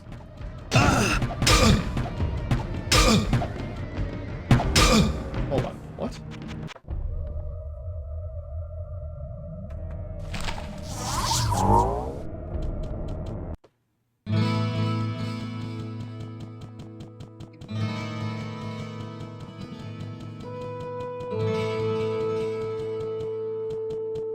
Whoa, what can I do for you? Oh, I guess I hadn't repaired. Okay, whatever. But yeah, no, I like co-op games. Whoever said that I wouldn't like The Division. You're probably wondering, well, hang on, why do you like Division 1 more than Division 2? Well, I can point to how Ubisoft's predatory bullcrap pisses me off in Division 2. But the real reason is actually really, really simple. Division 1 had I classes. sense a soul in search of answers. Division 2 does not. I liked the fact that you could have a build or a spec or an ability, and it actually felt like it meant the thing, right? I found a grand total of 2 abilities that I ever found were worth a damn in my whole playthrough of Division 2, and I unlocked everything. I'd say guess which ones, but I'm sure that I'm extremely wrong about everything, and everyone's going to tell me, hey, Laura, you're dumb. Oh yeah, we're on VOD 2, aren't we? I keep forgetting that's a thing. Sorry, VOD watchers. Mouse, there it is.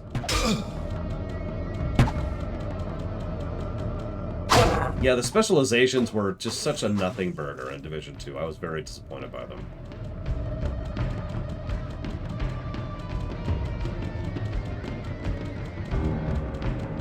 Correct, Yura.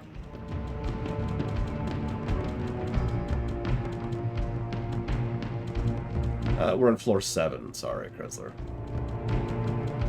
Dealing with some freaking goddamn archers. I'm just gonna start ignoring them. Let them pick at me. At this point, I'm tempted to just go down a level to get away from these goddamn things. Except I know it won't get better. Later on, there'll be succubi who are naked, so, you know, PG-13 warning. Hopefully Twitch won't go after me for that. But the relevant thing about the succubi is not their mammary glands, it's the fact that they are the same freaking ranged enemy as these goddamn archers. And that brings me to a question someone asked a bit ago. They were like, hey, Lore, how's the enemy variety in this game? Well, it's not great. I've seen better. There's...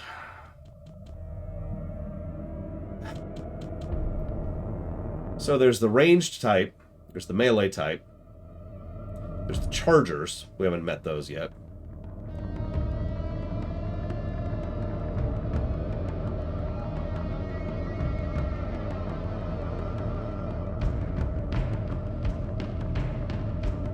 Spitters are a ranged type. We never found leoric. Gave up on it. Take heed and bear witness to the... I've already read that one. If you want, okay, if you want to say that there's different types of ranged, I'm not going to argue it. But I think what I was going to say, which is unaffected by that, is that I would say that there are just enough different types of enemies in this game to qualify as a wash. There's not a lot of enemy variety in this game, is the point. There is technically enemy variety in this game. Now, whether that's going to be true in the future, I have no idea. We'll have to decide that as we go. Excuse me. One of the things we'll also have to decide is whether or not the game is replayable. I know that sounds like a strange statement, but that is something we tend to debate. Screw it, I'm just going to go down a level. It's hot down here. Welcome to the caves.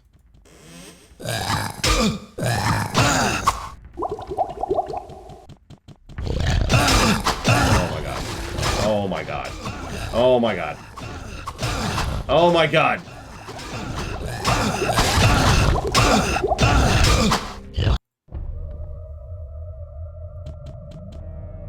Hi. It's okay, I'll go down a level soon, but because there's a vampire here.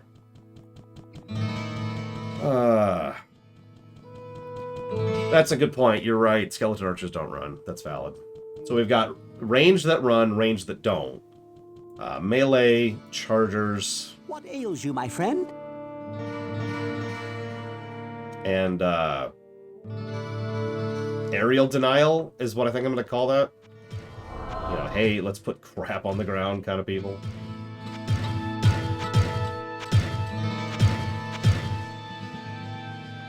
Oh god, the frickin' teleporters. It's about this cheat. Who's ready to cheat? That didn't do anything. That didn't do anything. Okay, cheats didn't work. We're doomed! Hello, my friend.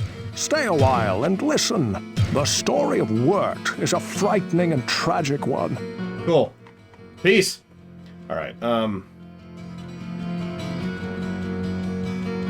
let's get rid of the fungal tomb. We're not doing that quest.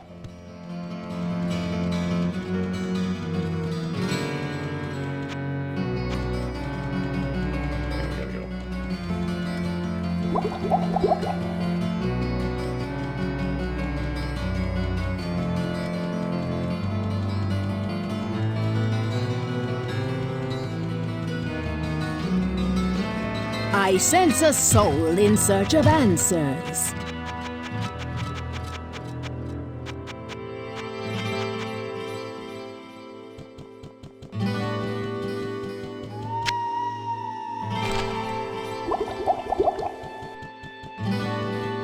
I'm gonna go with no, Mass. Whatever it is, I probably don't know what it is. Actually, let's go and do this.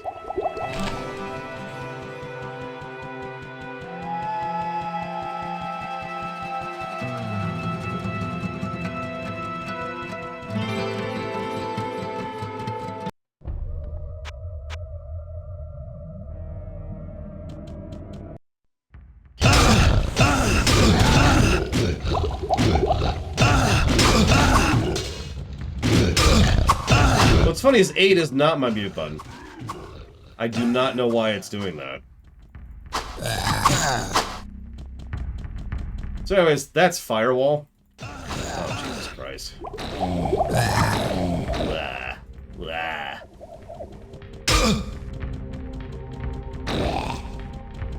So one of the negatives I was planning to give D2 is how some of the classes are just, like, objectively better than the others. Especially on higher difficulties. I don't bring that up for any particular reason.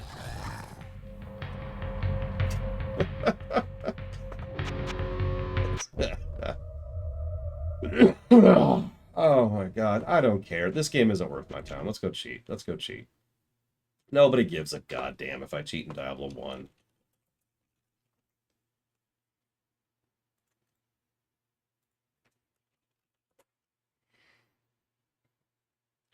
That's a good point, Black Malkin.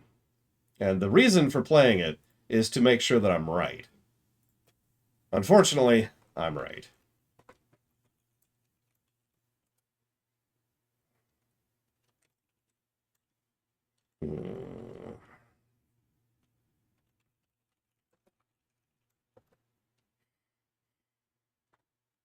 No, this is still a proper review.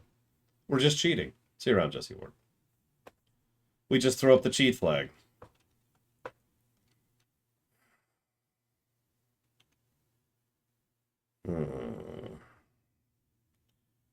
I don't know how to cheat in Diablo 1. I'm going to have to figure that out.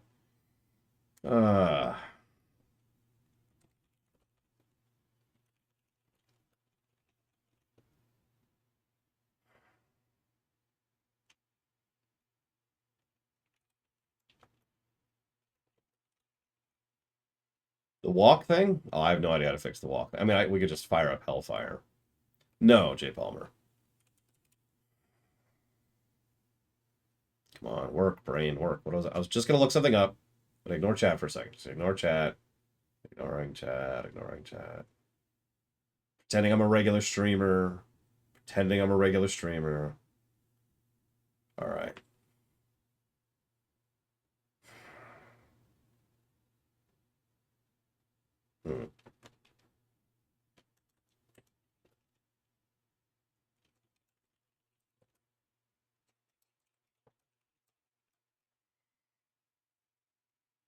I honestly don't see the point in playing another character.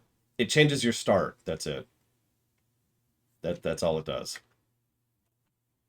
It's not like D2 or D3 where you're playing different classes. All you're doing is changing your starting stats. And your cosmetics. As we showed earlier when we played the Rogue Morena for about 5 seconds. It changes a lot. Whoa! Oh my god! Okay, fine. I don't give a damn. I'm not playing any other class. I don't care. I care so little that if the world were to explode right now, I would be like, oh, thank God I didn't waste my time playing more D1. Whew. Oh, thank goodness. All right. Now, I still can't think of what the hell I was about to type. The crap was I going to type?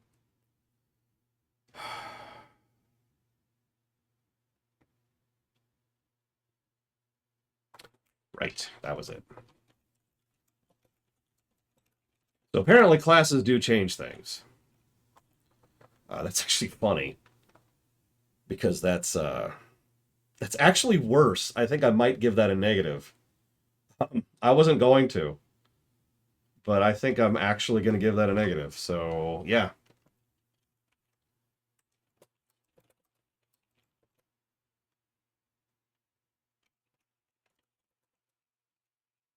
Yeah, I look up, I start to hear that song. You know the song. I just suddenly hear that song, and I'm like, you're kidding. And I look up, and yep, there's the supernova, and it's like, all right, whatever.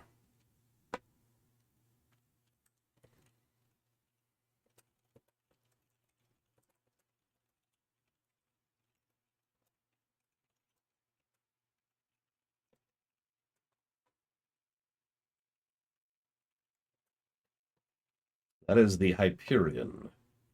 One of my favorite ships, Mockingbirds. It's from StarCraft 2.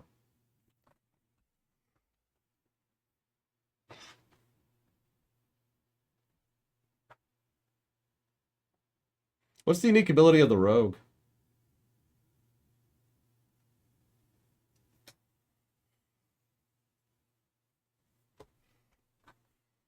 Ah, trap disarm. Okay.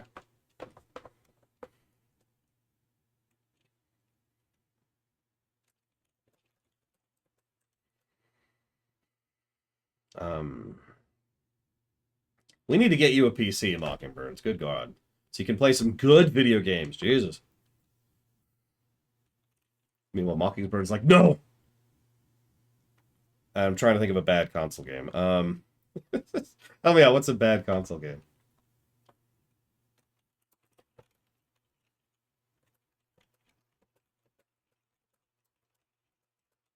Hi, Evo.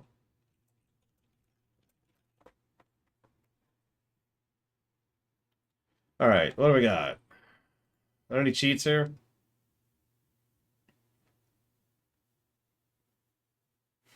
Well, these look like interesting cheats, but I don't want to use that, so what else we got here? Halo 5. You know what? I didn't want to say Halo, because Halo's a good game. But Halo 5?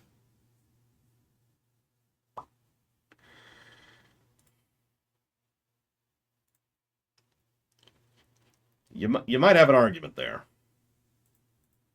Whoops.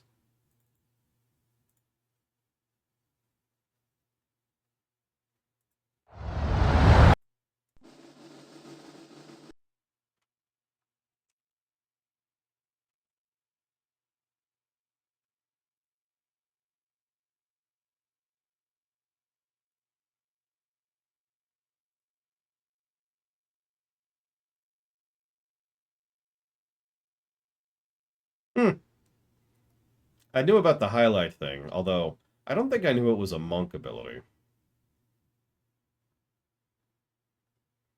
Go figure, I suppose.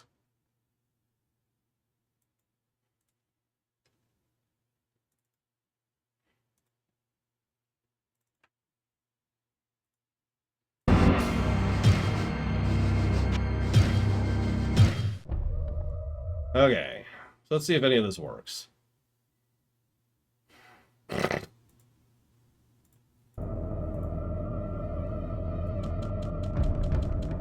Whoa! Whoa! Whoa!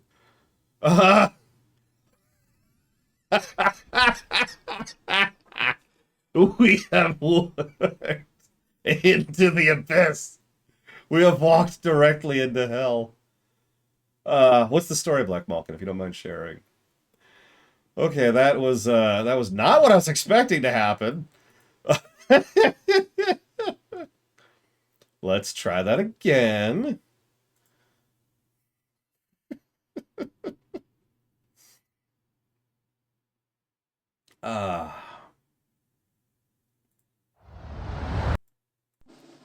Yeah, the Archangel was like, "Hey, I see those cheats. Quit your cheating." I'm like, "What?" But okay, okay.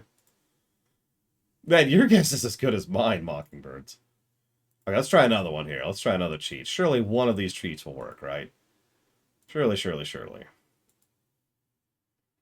No? Okay. Oh, right, because of... Yeah, okay. There we go. Okay, so... Cheats! All the cheats. Here we go. Super cheats. Okay, so this cheat seems to be working. Oh, God! Okay, let's go this way. Let's go this way for a bit. Anything down here? Oh, geez, there's a bunch of enemies there. Let's not fight them. What else we got? What else we got? Anything up here? Yep, okay. Nothing this way. Nothing this way. Nothing this way. Hang on, hang on. Don't mind me. Don't mind me. Don't mind me. Candygram. Candygram. Okay, nothing over here. Nothing over here.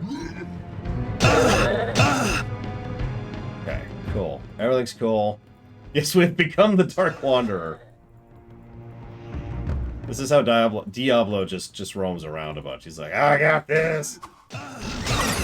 These things still hurt, too. I was like, oh, I can't go through... Oh, that's right, because it's not... There we go, there we go.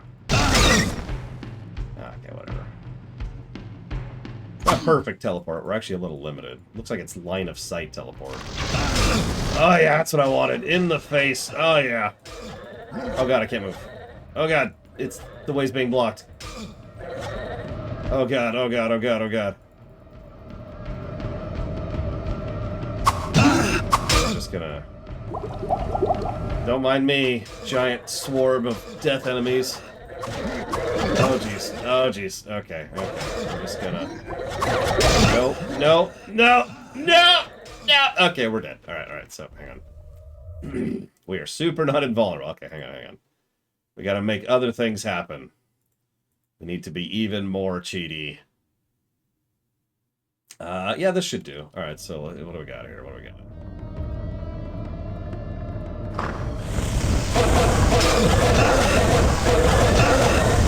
Raise our magic skill here a little bit.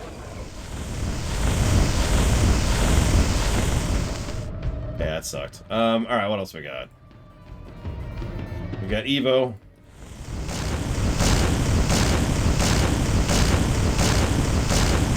I mean, that could be better.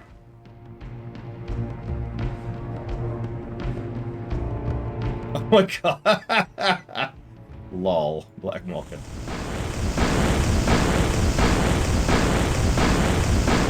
Thank you, Evo! You didn't say bow. It's as far as I could bow. Like, my face is on my keyboard now. Is this enough of a bow, Evo? Oh, I hope so, because I physically cannot bow anymore. Got to really work at that one. Well, it's too late now. I've already bowed, and I'm going to find a way to bow next time, and the next, and the next. Like, we'll meet in person. I'll be like, hey, I got some stuff for you. By the way, blah. And you'll be like, no, because you won't think of it. I will, though. Untitled Goose Game. Dragon Age Block. And Wrath of the Righteous. You got it. Thank you. No. Actually, the only cheat I just put in, Linnea Ruth, was infinite mana. I already have these spells. Unfortunately, my spells suck because I haven't had a lot of good luck with books. You want to hear something funny, Evo? I actually bow in person.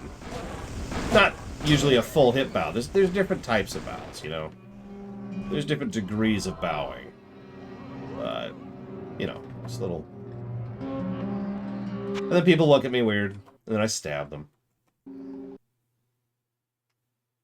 Let's see. Do we have any other changes we can do here? What kind of cheats we got here?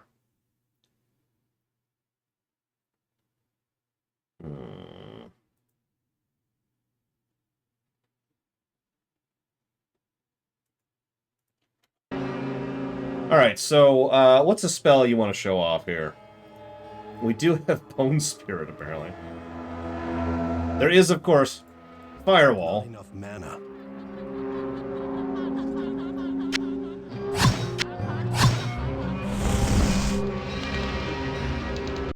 Hang on, so let's, do we have Apocalypse? Hang on, let's go check that. I don't remember what the icon is for Apocalypse. Oh, there it is. Not enough mana. Aw, we apparently do not have enough mana for Apocalypse. Let's see, what else we got here? The Elemental Spell. Summons the running dude. I'm gonna turn off this teleporting cheat. That's actually more disorienting than helpful.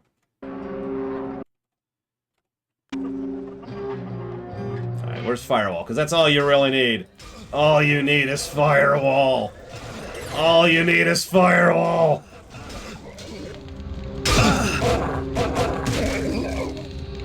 Barely exaggerating.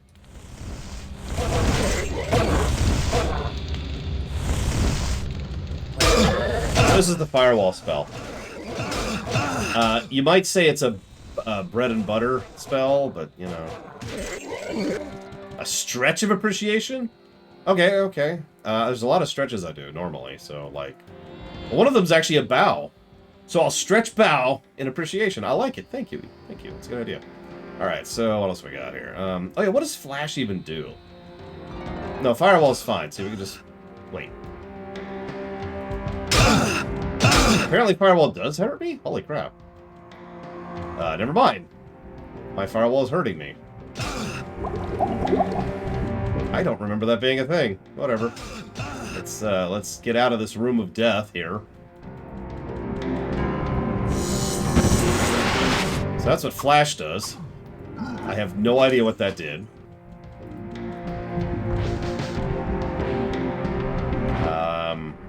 Flame Wave, that's a fun one, I think. If I remember it correctly. I am not. It's not doing anything. Okay, that didn't help. Alright, hang on. Hold on. Ah! Okay, okay, this is also not doing... Ah!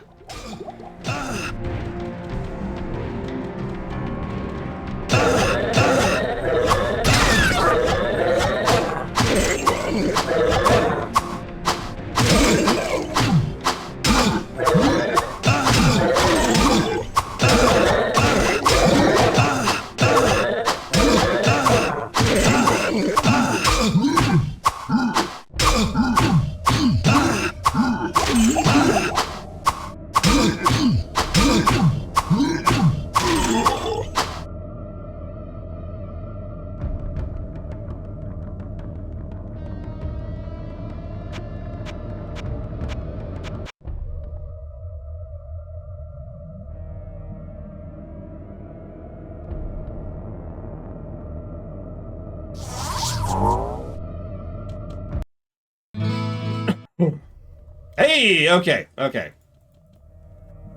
Alright, so. Flame Wave.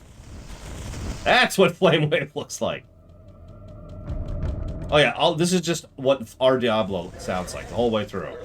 Just non-stop these sound effects.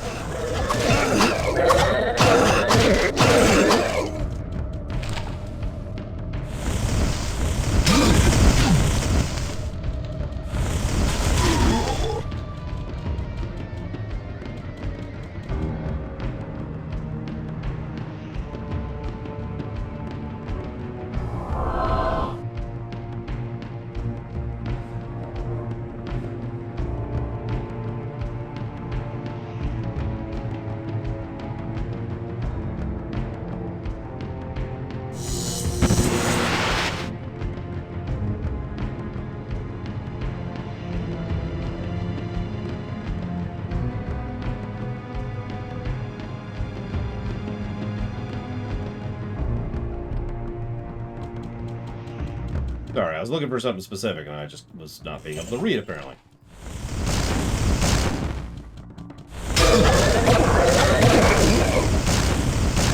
There we go. Yes, you did, Evo. I'm afraid I answered all your questions in it. All of them, 100%. But, I'm never repeating them, and I deleted the VOD and the question queue. Sorry. That's kind of my bad, you know. It's okay. I'll take ownership of that.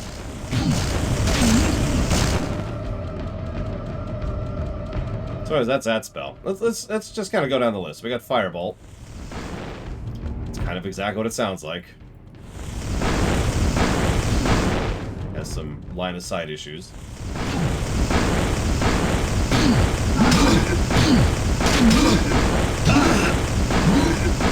As you can see.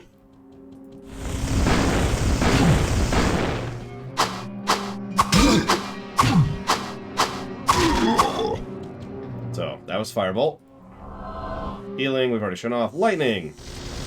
Yeah, all the lightning abilities are pretty much variants on a bolt of lightning goes in some direction in front of you. Flash, which I'm still not sure what it does. Identify as obvious. Fireball, you've already seen. Time Portal is duh. Let's do Stone Curse.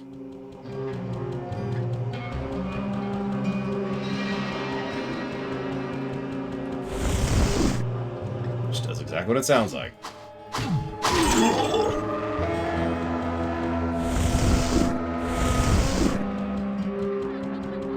I might just leave that. But no, okay, so that's Stone Curse. We got Infravision.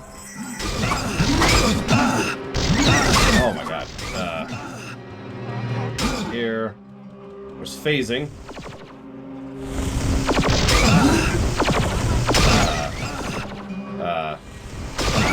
Oh god. Oh Jesus. Okay, hang on. Where's my mouse? That's not the healing spell. Why is that not the healing spell? There we go. Okay, we're okay. We're okay. Everything's fine. Everything's fine. Mono Shield, which is exactly what it sounds like. Fireball. You can tell it's different because it looks exactly the same. No, I'm kidding. To my knowledge, the big difference is Fireball explodes on detonation. I don't actually know, and honestly don't care that much. But it is a different spell. Not enough mana. Not to be confused Not with enough mana. Guardian. Oh, Jesus. We need to get out of here quickly. Not enough mana. Okay. That's a problem. Okay, so, we're cool. Everything's cool. Nothing bad has happened. Everything's fine. Everything's fine. Everyone's worrying too much.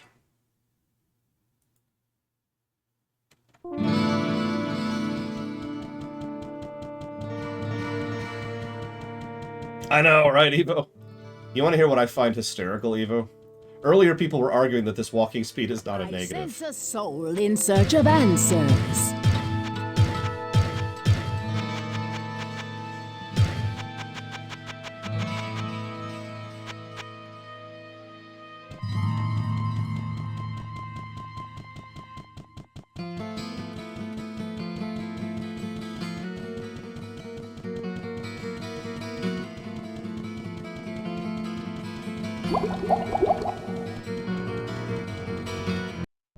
Okay, so.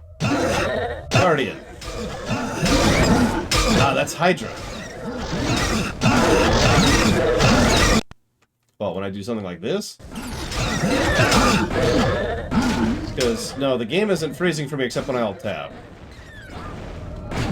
I mean, that's fair, Black Malkin, but I dislike both, so... The only way I would differentiate is if I gave both a negative. Which I suppose I could do. I mean, it's already probably going to be triple negative territory if I'm being completely honest. Anyways, that's Chain Lightning. We've already shown off Flame Wave. Doom Serpents. I'm not sure what that is. We'll show that off in a second here. Hang in here. Hello? Hello? That appears to... I don't know what that is. I don't know what that did. Okay, cool. Blood Ritual. That didn't do anything either. Nova.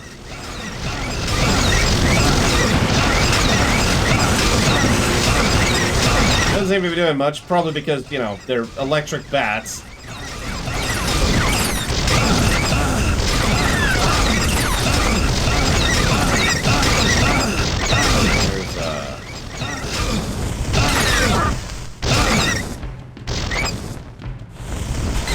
I'm only 41, honest criminal.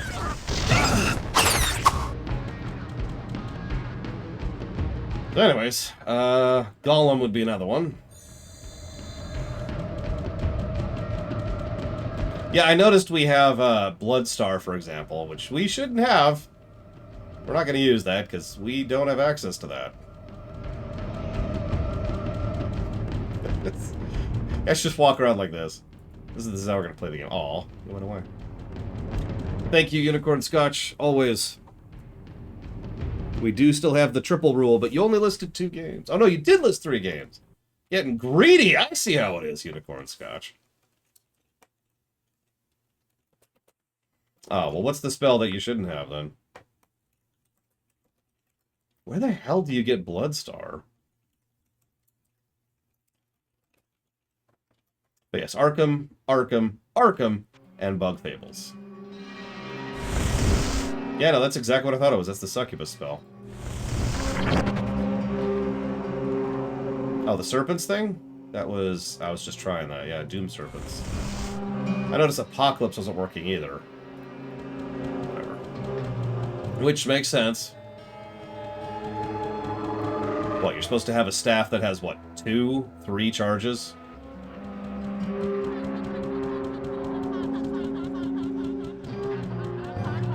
Sure, why not?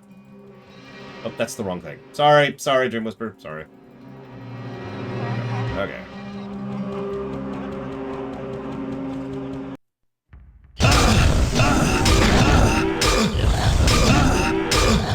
Go, Gollum. Gollum? Gollum! No, Gollum!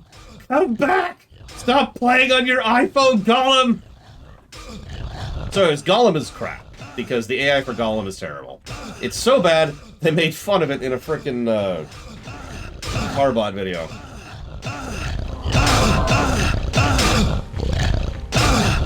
Not enough mana. Not enough mana. Is that all of them? Yeah, that's kind of all the spells. Okay, whatever.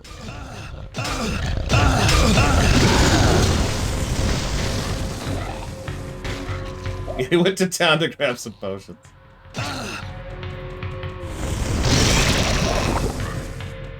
Yeah, the angsty teenager just playing on his phone the whole time.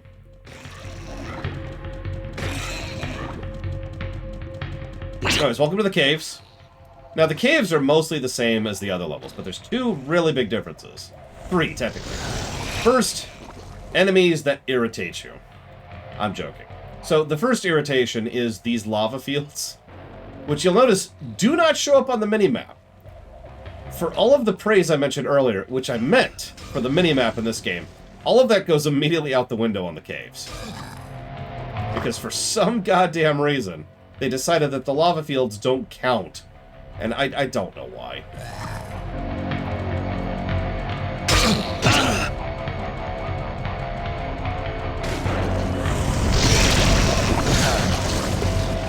Like, you can see it right there. The second problem is the lava can be really irritating to navigate around. We do, J. Palmer. In fact, we know to the year how old he is. Don't ask me. I don't know off the top of my head, but it's something you can look up. Now, notice the reason I say can. Because, of course, procedural generation, randomization, yada, yada, yada. But yeah, lava can be irritating. Also, another mild complaint. This isn't a huge problem. But that is not super easy to see at a glance. If you do this, it's practically invisible. Obviously, you can see it because it's well indicated on the minimap, but I'm just pointing out, unlike in the previous two levels where it's pretty obvious where the staircase is, even if you're playing like this, good freaking luck.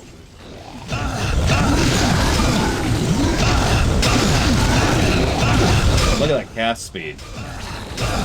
Look at that cast speed. Oh my god. I'm also getting interrupted like crazy here.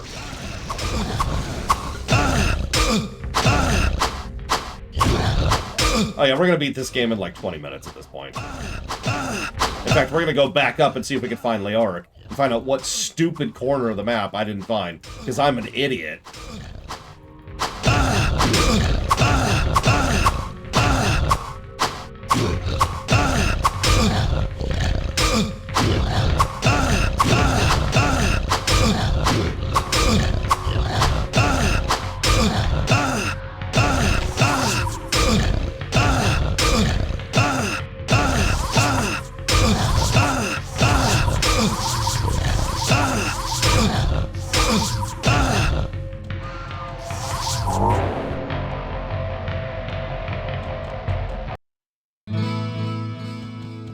No, it's technically a pit, J. Palmer. It's effectively not even there. Bottomless pit. Cannot walk. Greetings! It's always a pleasure to see one of my best customers. I know that you've been venturing deeper into the labyrinth, and there's a story I was told that you may find worth the time to listen to. One of the men who returned from the labyrinth told me about a mystic anvil that he came across during his escape.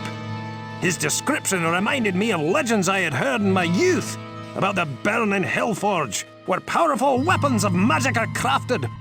The legend had it that deep within the Hellforge rested the Anvil of Fury. This anvil contained within it the very essence of the demonic underworld.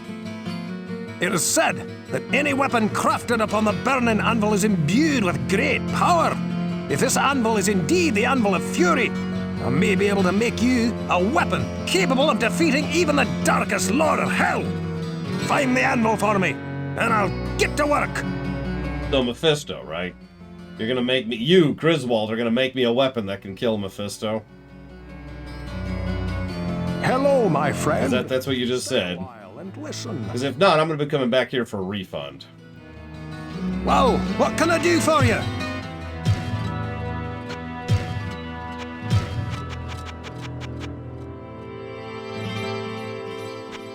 That's a nice sword. A little expensive, though.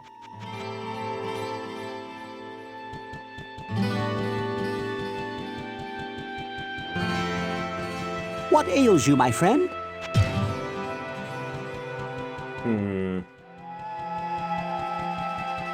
Are there hotkeys in this one? I know there are in 2, obviously. Of course there are in 3.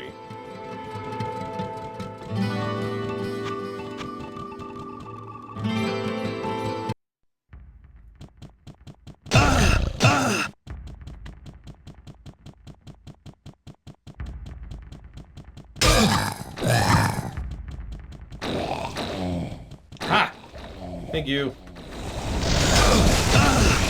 Oh, wow. We're, dead. That's pretty looking. Why did that kill me? Oh, yeah, no, that makes perfect sense. Why would you do that, game? Okay, fine. So, we'll use...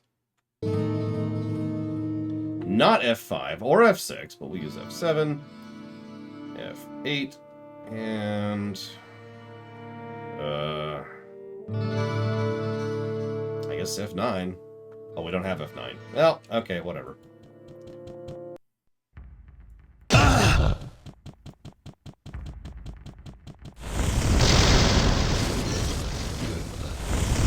That's a good question, Black Malkin. I don't know. Whoops, wrong spell. That's F1. Hold up. Come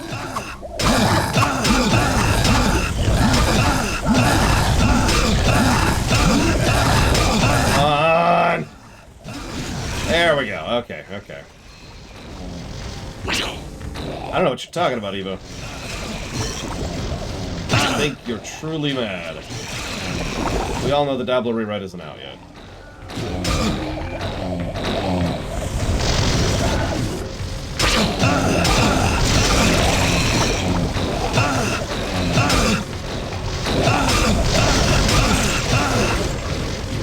Good night, Mockingbirds.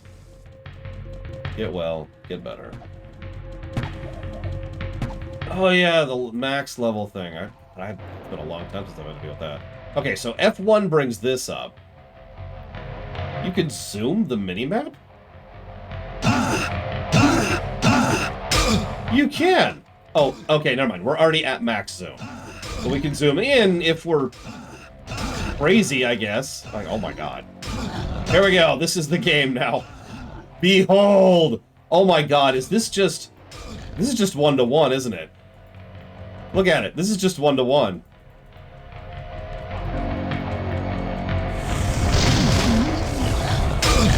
Wow. That's... Okay, you know what? I'd complain about that, but I have nothing to complain about that. That's just visual distinction, sort of, at that point. It's like, oh, there's a door up here. Okay. Click. That's interesting. I don't think I ever knew you could do that. I'm super not doing that because I like to be able to see where I'm going, but that's neat that that's an option. There we go. Alright, so what else we got? Anything else here? F2 doesn't do anything, F3 doesn't do anything, F4 and F5, whoops, all don't do anything. Oh shoot! Oh shoot! Okay, it's okay, I can fix this. I can fix this. It's okay.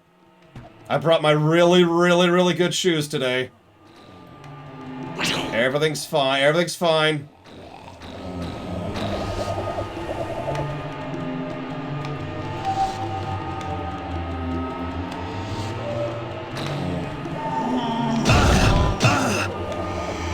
I like how the line of sight can't quite know what to make of it. Like, wait, what am I doing here?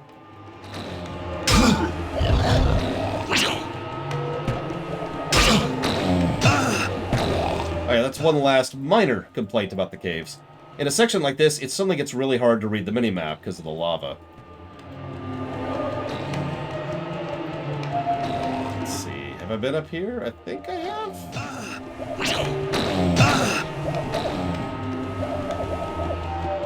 Okay.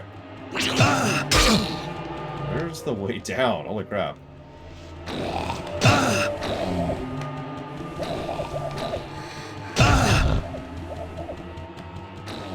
Yeah, D2 has a similar problem. There's several areas where the minimap is perfectly visible, and then there's some areas where it is not.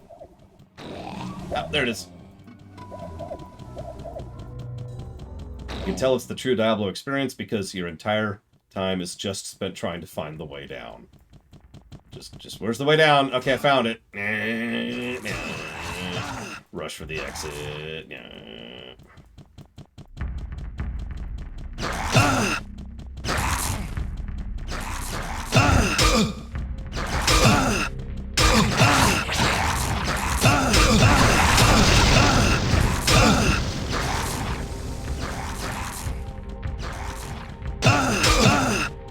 Yeah, maybe that is worth turning back on.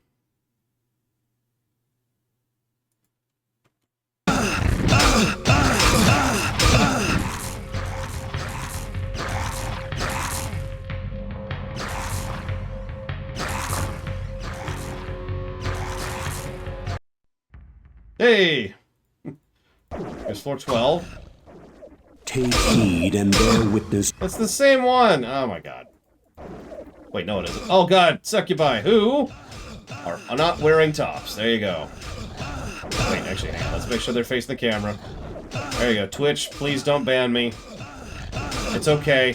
There's an NES character that has the exact same problem. No, seriously. Points if you can figure it out. Oh my god, I can't move. I can't move! Hey, there we go. Okay, we're okay, we're okay. Yes, they're wearing thongs. And here we are, in hell. I must be getting close. And there's the route up. Hey, Kane. Hello, my friend. Stay a while. Griswold. Wait, what? Griswold. Who? Griswold. Where? Griswold. Okay, cool. Thanks. Alright, so let's head over here. Alright. Now, where did I find or fail to find you? Where are you?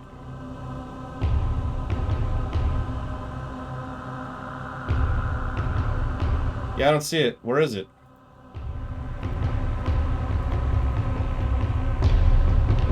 I thought I was pretty thorough. Oh, jeez, we're stuck on the wall. Okay, we're free, we're free. I don't see it.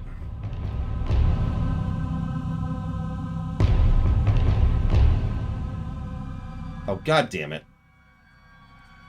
Found it. The warmth of life has entered my tomb. Prepare yourself, mortal, to serve my master for eternity. Sure thing, Metzen.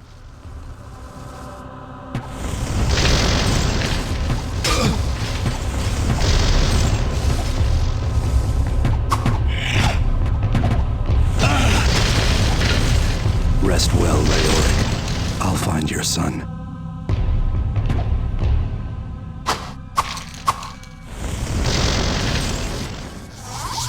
Okay, so we've killed leoric.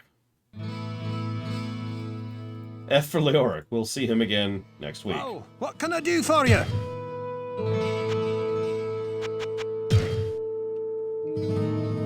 Hello, my friend. Stay a while and listen. Life stealing. Armor 8. Yeah, sure. Why not? 3, I think, Plutonia? In 1, 3, and Immortal, I do believe. Because we don't actually do much with Tristram in 2.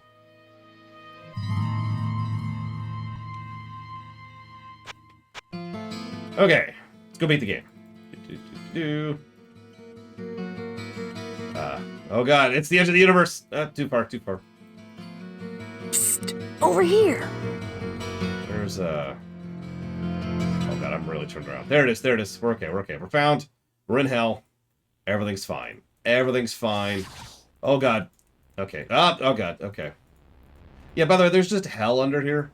Now, this makes sense with within the confines of the greater lore of the series, because what's actually happening here is this is hell partially merging into Tristram, thanks to the efforts of Lazarus and Diablo. But at the time, all I could think about when looking at this is, what the hell is going on here? No pun intended. Oh god, it's the Warlord of Blood! Oh shoot.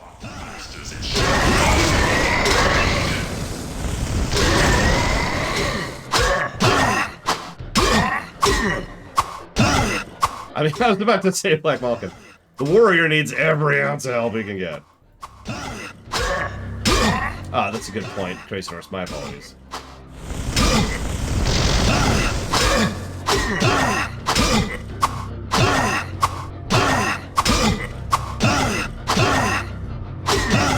Warrior battle.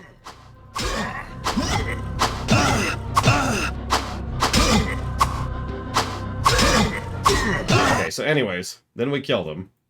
Then we started encountering these guys who are arguably worse than the succubi. And that's why I just want you to picture this with no cheats. Just picture this for a second. Just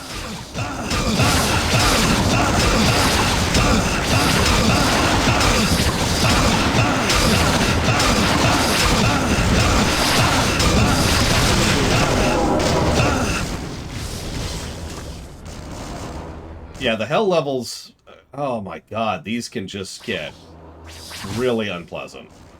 It's a little RNG. We actually had a pretty bad pull of enemies there. Yeah, this is what I was expecting, just scores and scores of succubi. And they are quite unpleasant.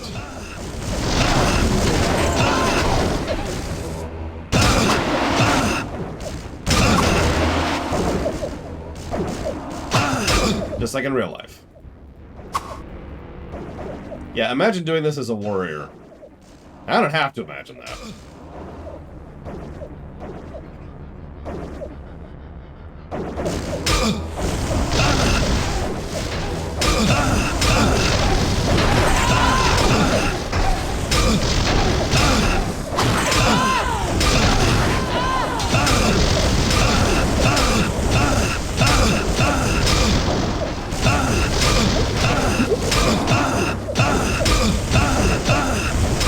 I can't move.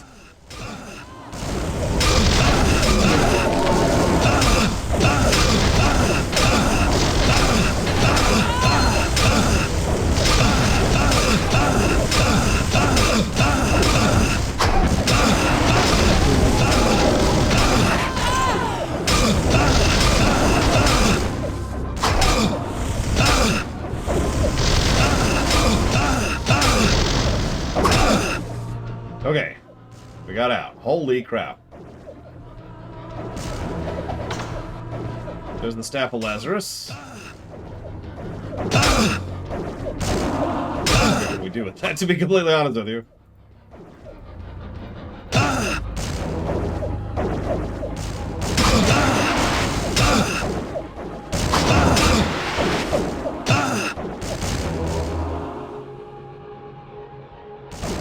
I mean, as a warrior, you just level more and get more gear. That's really the answer there.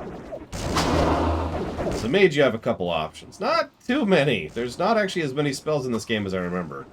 As I've already demonstrated, because there's all of them.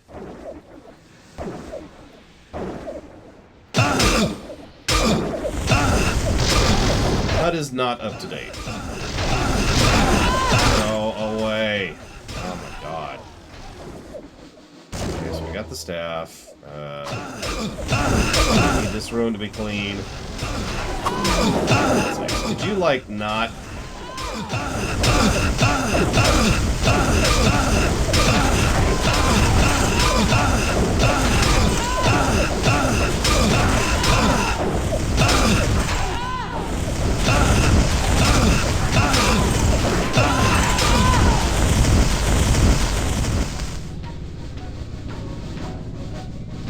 Okay, so we got the Staff of Lazarus.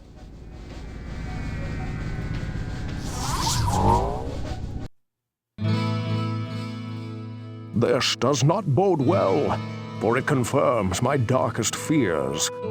While I did not allow myself to believe the ancient legends, I cannot deny them now. Perhaps the time has come to reveal who I am. Oh, spoilers. My true name is Deckard Cain the Elder, and I am the last descendant of an ancient brotherhood that was dedicated to safeguarding the secrets of a timeless evil, an evil that quite obviously has now been released. The Archbishop Lazarus, once King Leoric's most trusted advisor, led a party of simple townsfolk into the labyrinth to find the king's missing son. I already knew this. Quite some time passed before they returned, and only a few of them escaped with their lives. Curse me for a fool! I should have suspected his veiled treachery then. It must have been Lazarus himself who kidnapped Albrecht and has since hidden him within the labyrinth. I do not understand why the Archbishop turned to the darkness, or what his interest is in the child. Unless he means to sacrifice him to his dark masters. That must be what he has planned. No. The survivors of his rescue party say that Lazarus was last seen running into the deepest bowels of the labyrinth. You must hurry and save the prince from the sacrificial blade of this demented fiend.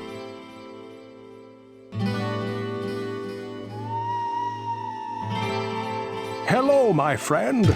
Stay a while. You must hurry and rescue Albrecht from... Well, you see von Falkenstein. It's because he's evil. Yeah, we need to go rescue our brother. I don't know why. He's just another claimant to the throne we'll have to deal with eventually. I suppose that depends, Crazy Norse. I don't think I have a preference on that. I think you're right, Black Malkin. By memory, most of my casters in D2 use about 4 spells on average. You know, F1 through 4. Did I ever like Kane? Yeah. In 2. And 3.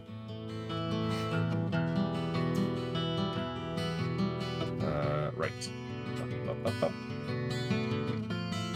Alright, where are you at, Lazarus? Oh, hey! That's... Wow, that was easy.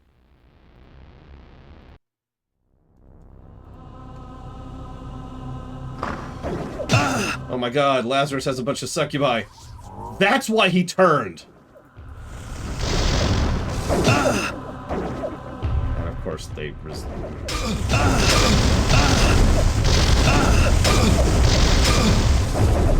Okay.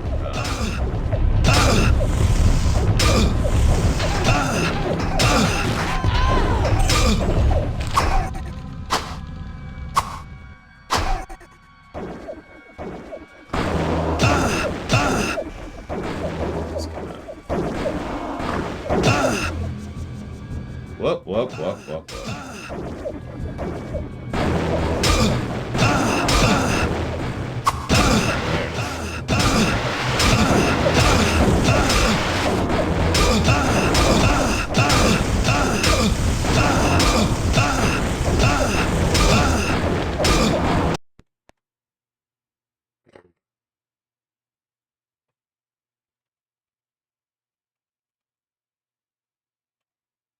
My freaking notes. They're there.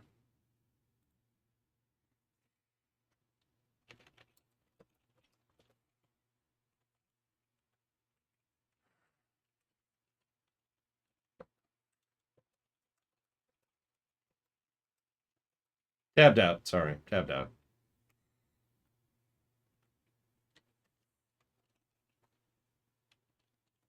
Yeah, they looked at the game and they're like, hey, game, we'll let you look at us if you crash. And the game was like, I will do anything for a chance to look at something I could Google for 5 seconds.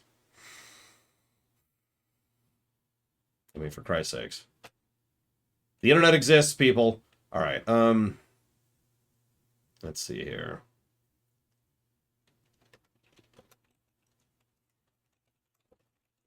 Oh, yeah, if you haven't gotten your guess in, this is a good time to do that, because I'm going to lock that off pretty soon.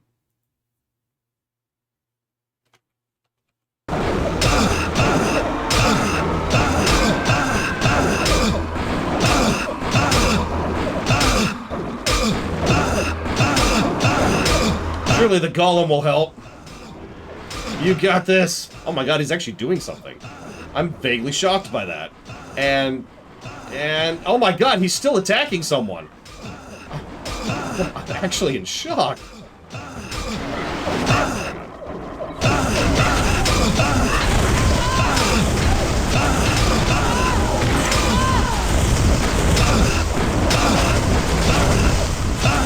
I actually love Fire Hydra in 2. Then again, a Fire Hydra build is kind of worthwhile in 2, so, you know. And 3, for that matter. Although that's a little different.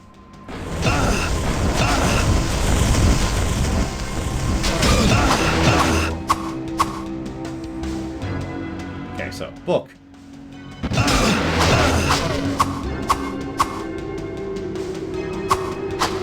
Did you not?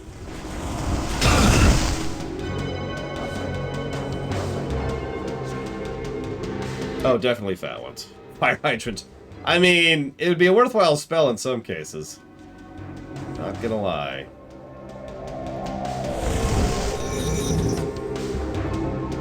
So I'm gonna ask the obvious question. Why can't I interact with the book?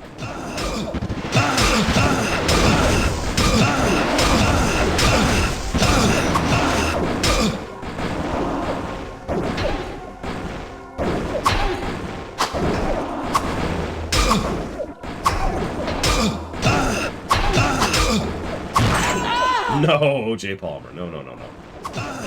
Ignore the fact that it's entirely too late. There's also the fact that I've got D&D tonight. On Guido's channel, as per usual. We'll start D2 tomorrow. Oh yeah, that's right.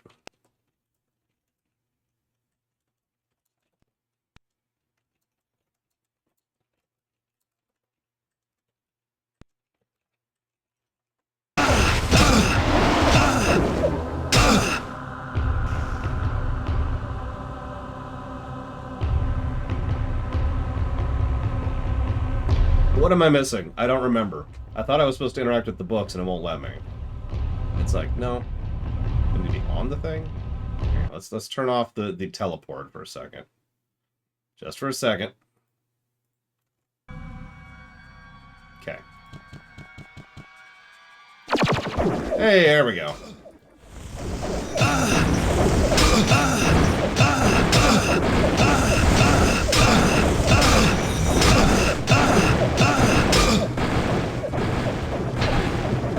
Anyways.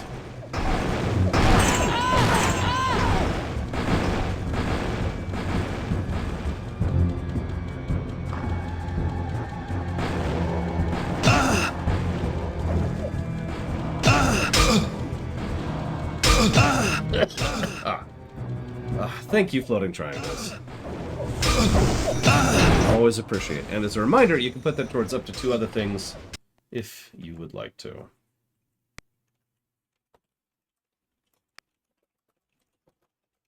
For now, I'll put it to the Dragon Age block.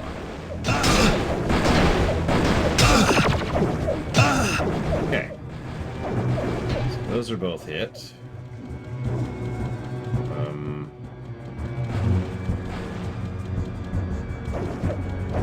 Is this my portal? Oh, yep, that's my portal. Alright, Oh my god, they have the running AI. That's why I hate the succubi, because they have the running AI.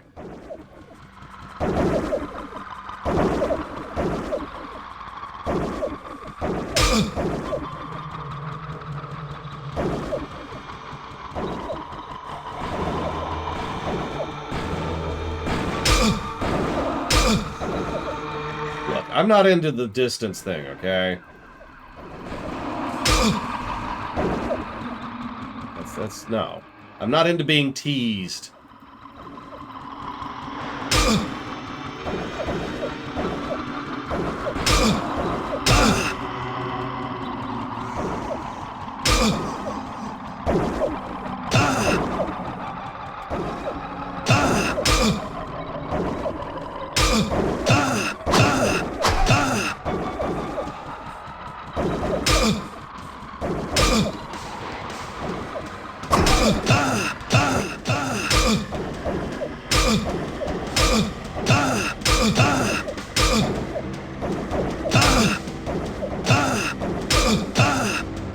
There really are only 3 damage types, aren't there?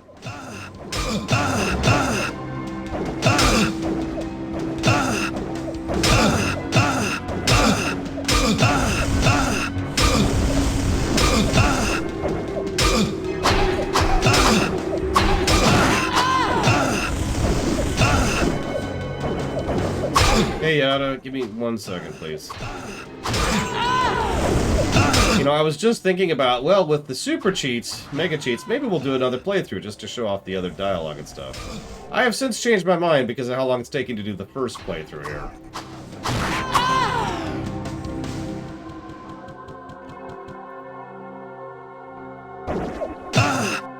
Oh, we capped our magic. Because we're a warrior. Oh, sure. Actually, let's raise this.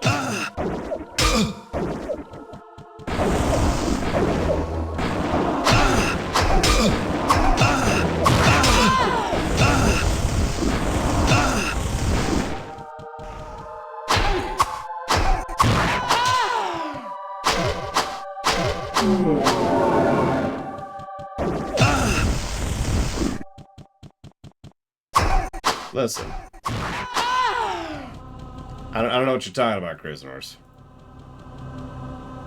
That's true. Here's what a sorcerer's like, just, you know, less crap. So in case it's not obvious, the reason the faster cast speed is beneficial, it isn't the obvious reason of just faster spells. It's less likelihood of your spells getting interrupted by the stagger mechanic. Like, you may or may not have noticed there's a few times where I'm just sitting there like, ah, can't move, can't cast, because I keep getting staggered.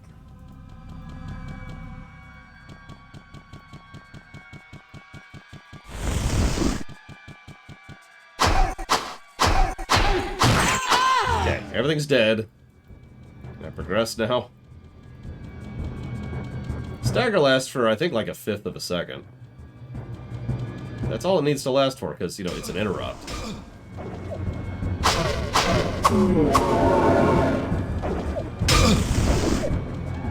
Okay, this should be the last living thing here.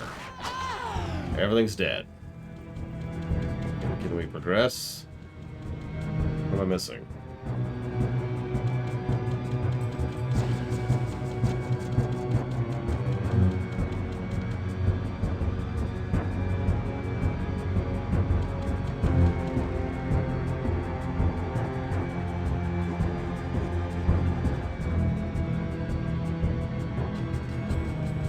Question mark?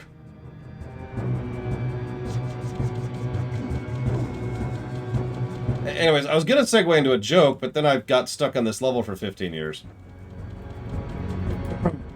The final reason this game reminds me of Dragon Age 2 is that the mage is just objectively better. More kit, more maneuver, more options, better ability to deal with a lot of different damage types and terrain types.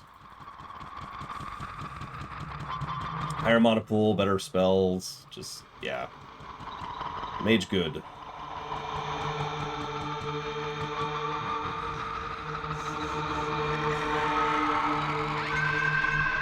Tough in the beginning, but honestly, that's workable. The point, Yura, is that mages are OP in every Dragon Age game. How would I rank the Archer? Well, the Archer exists.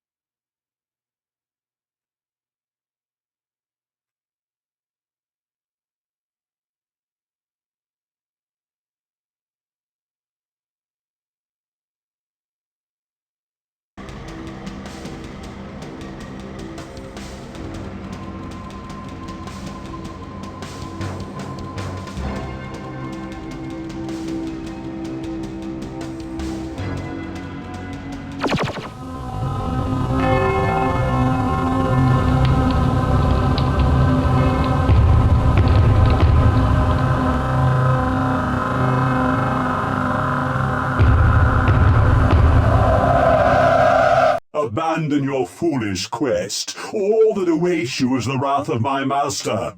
You are too late to save the child. Now you will join him in hell.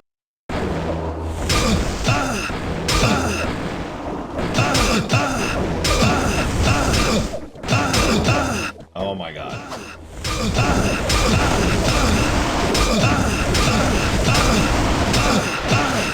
Chain casting flash, like you do. That's the joke.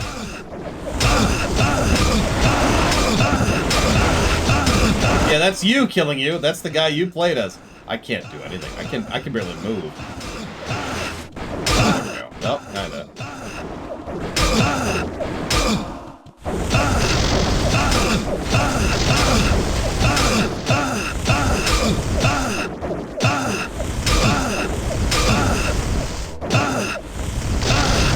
Oh god, they're straight immune to lightning.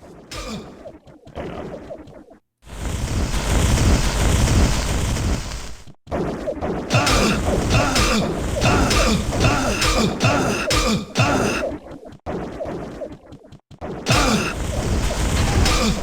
I mean, no, prisoners, I do not.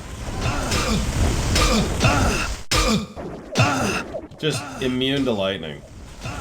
Imagine getting to this point and having a really good lightning spell and like one low-level fire spell. A staff. I don't have to imagine that.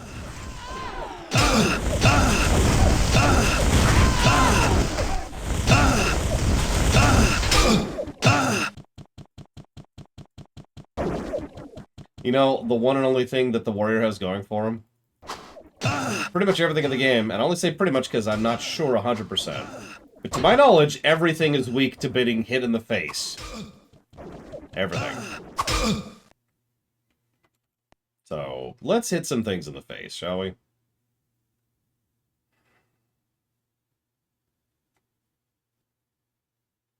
You got it, floating triangles. Thank you. Yeah, it's weird how many things are weak to being shot in the face.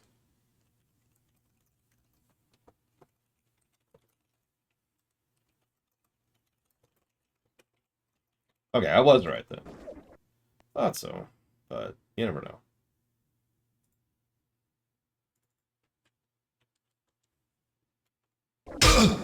Okay, so let's raise some stats a little bit.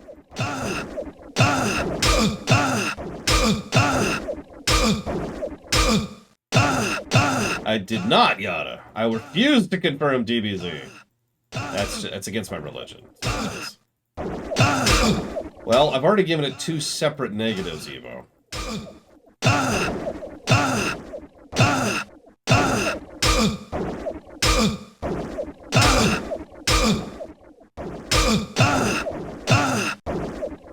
What do you think, Evo?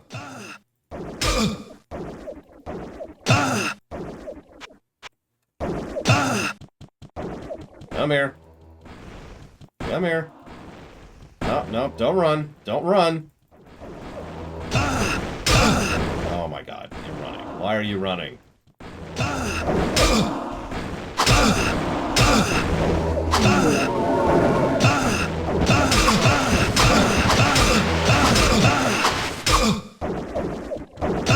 Do you have to? Like, is it required for you to run? Do you have to run? You see how much I'm whiffing? That's with 60 dexterity. Still whiffing this often. Yeah, this is why we became evil. Right here.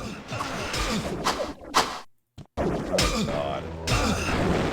I am so glad we decided to cheat.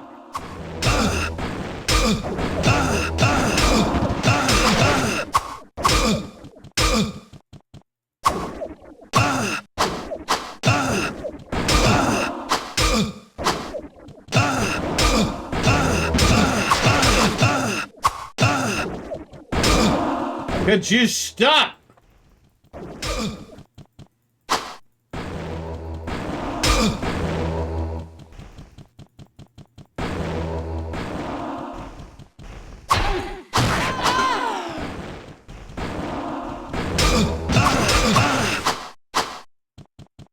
Notice the music's just not playing, too. Not that there is a boss song in this game. That wouldn't be invented until T3.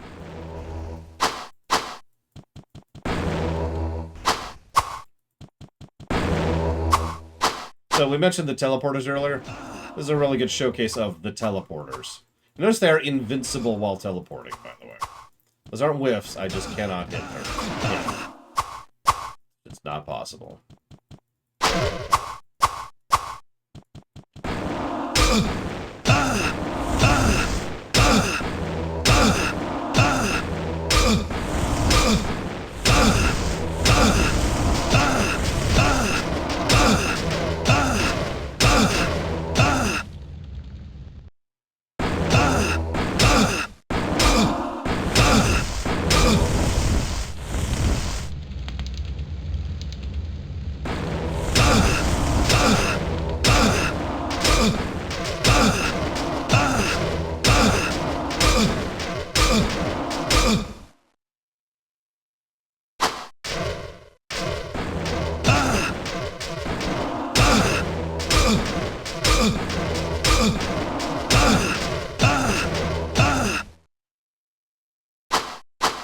People are going to be livid, Poppinix. You kidding me? I'm almost looking forward to it.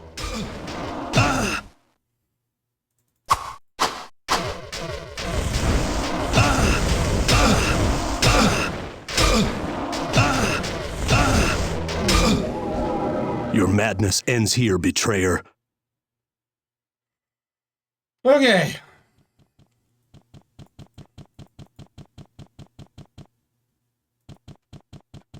We killed Lazarus.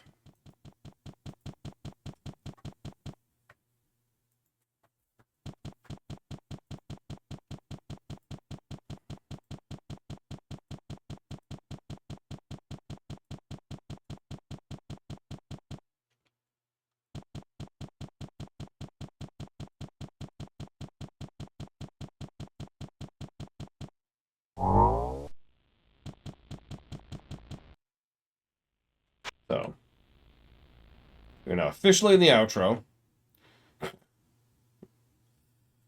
Let's go ahead and close off the guessing game. Let me get the HUD a little bit updated, just for you. You know, just to make sure that everyone's on the same page here.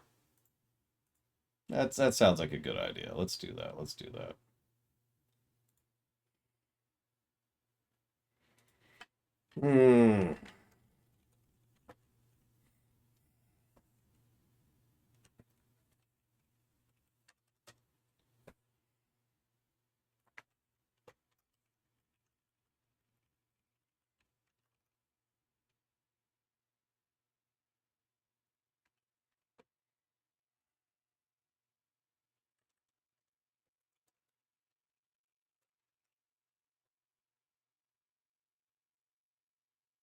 I mean, I don't want to belittle anybody's actual opinion. I've said that. In fact, I've said that today. But I do want to say that Yada subscribing to me makes absolutely no sense to me. I don't understand why anybody would do that. So, Yada, I'm afraid I'm going to have to give you a negative to gameplay for subscribing to me.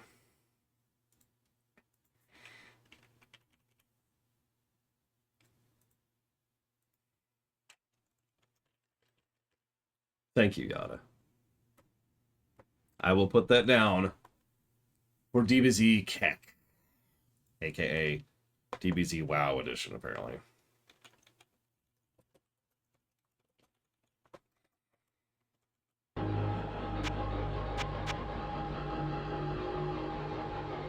Okay.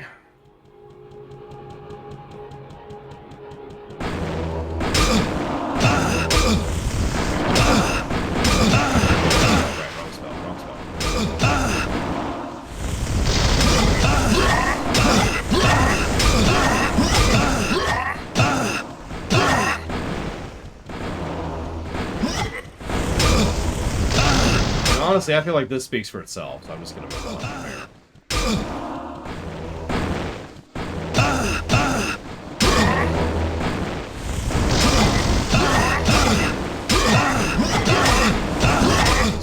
Oh, Jesus. Oh, Jesus. Okay, we're up.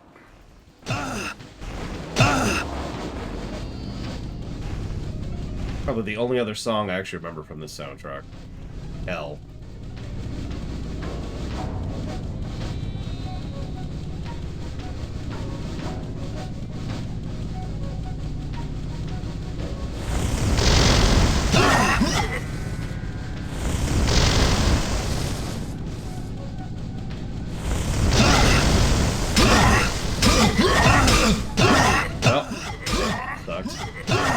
Oh, there is a chance we'll cheat in D2. There was always a chance we'd cheat in D2. There's no chance we'll cheat in D3. Which is good because we can't. I do not plan to cheat in D2, though. D1, I gotta be honest, I walked into this thinking there would be D1 cheats.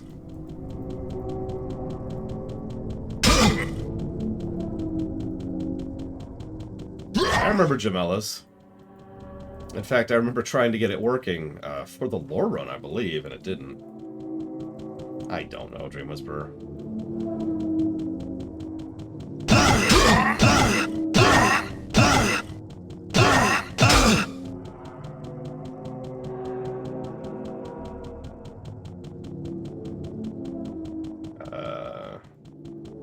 Yeah, there's... As the saying goes, there's no need for cheats in D3. Yep, I'm gonna cheat just to get my account, which is my primary Battle.net account, which I use for everything, banned, just so the WoW review will never happen. Where the hell is my frickin' spell? Where is it? There it is. Have I cast Apocalypse yet? Nope. Okay.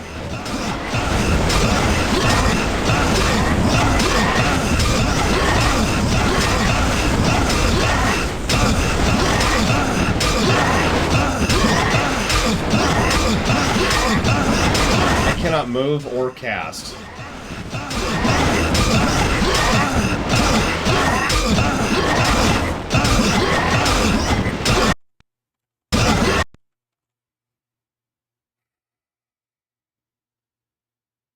Okay.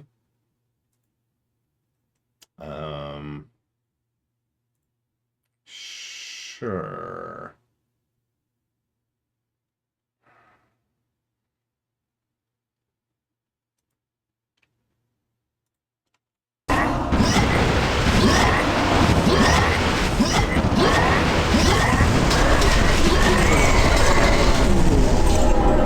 But we're officially done screwing around.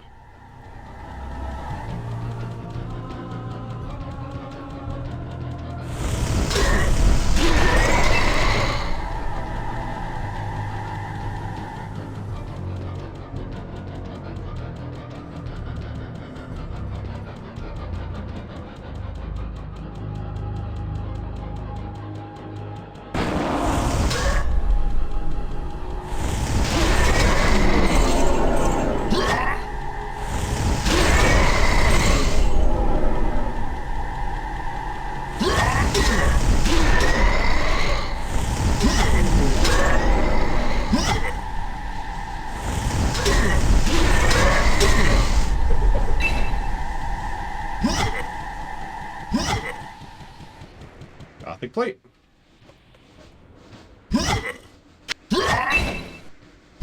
Hey, we have an appearance. Yes, the spell we're casting is Apocalypse. It is actually available normally in the game. It's just, it is extraordinarily difficult to cast in terms of mana requirement. So, generally speaking, you get a couple of these. It's a screen clear. It's a bomb. Anybody's played a beat 'em up, you know what I'm talking about. It's the no, go away button. Ironically, it's not that good of a bomb. Because, you know, there's too many limitations, doesn't have good ammo refill, doesn't do as much damage, you know. Yeah, to my knowledge, it's impossible to even cast Apocalypse without the staff, as anybody other than Lazarus, the summoner. Oh, thank you, Von Sony. Or Sonny. I don't know why I said Sony. Always appreciate. Thank you. I will put that towards the Dragon Age block. Give me one moment, please.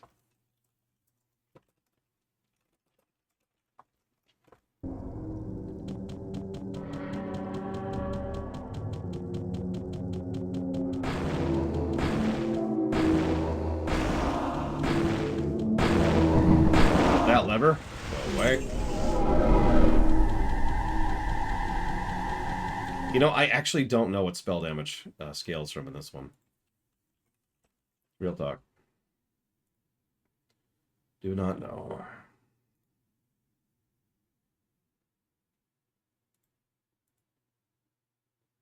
See you around, Papa Neeks.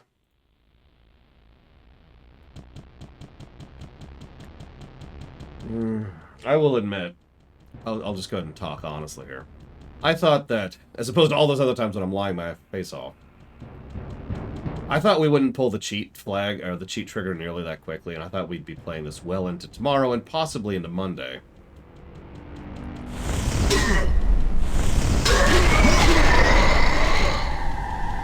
Because D1 is not a long game, we talked about that earlier. But it has a lot of things that make it take longer than it otherwise would. It's the Ninja Gaiden thing, like I was just saying. I am very glad I pulled the cheat trigger.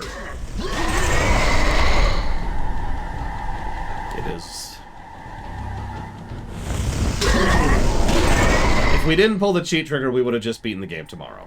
It would have taken longer. We would have run out of things to talk about pretty quickly. And we would have gone ahead and just gotten on with it, you know. Tomorrow.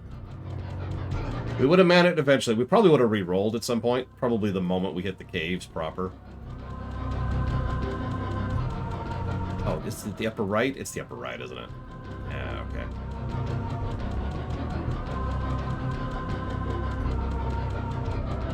Maybe? Yep, it's upper right. I'm right. Someone earlier was asking, I think it was Jay Palmer, hey, Lore, doesn't Time Portal get rid of backtracking?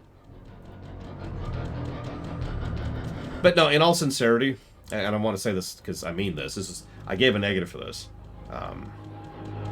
Oh, really, Black Malkin? That explains why nobody's immune to it. I was actually wondering that, because I know there's stuff that's immune to fire. Anyways.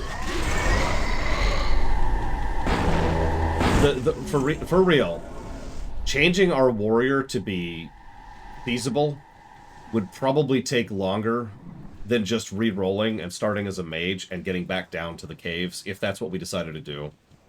Because that's what I was probably going to do. I was already thinking that. I was already planning that. I was like, okay, we're going to get about to the caves, and we're going to see how bad the wall is.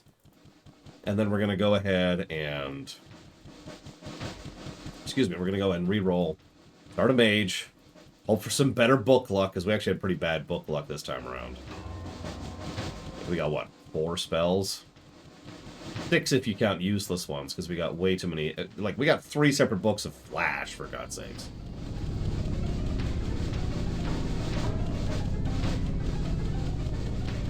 Anyways, if this looks familiar, this is kind of the same thing they did in D2, and for the same reason. You run around. In D2, it was killing people instead of hitting switches, but same general concept. Switch, switch, switch. You can absolutely get duplicate books, but those books, they're not worthless. They actually give you more power for the fact that you have now leveled up that spell. In fact, I gave the game a positive for that. It's positive to gameplay number 5 or 6, I think. Something like that. It's on the list. That should be it, right? Apparently not it. Why is it not it? What am I missing?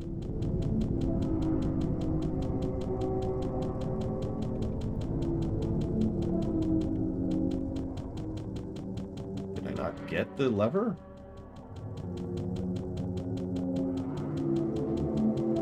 Apparently I didn't get the lever. Weird. Okay. My bad. Yep, there we go. We're good. We're good.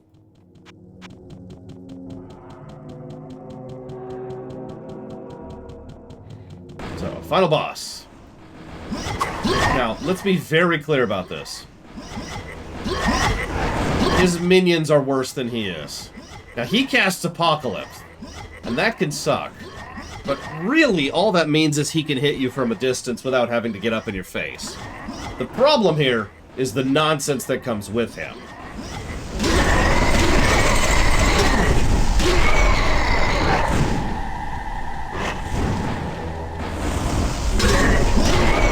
And as we've already described, they hadn't really thought about what boss design meant at this point in the series, so not really much to him. Hey, it's the Dark Lord.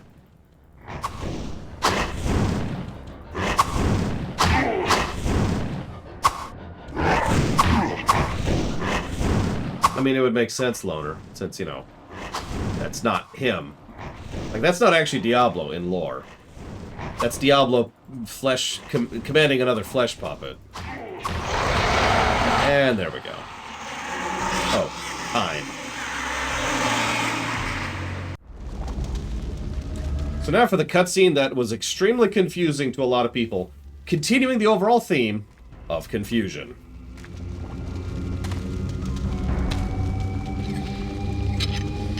Wait, I didn't know Holy Bolt damaged Diablo. That's funny. The first thing we do is we pop this gemstone out of Diablo's forehead. Diablo reverts to Albrecht. This is not his fate in the rewrite.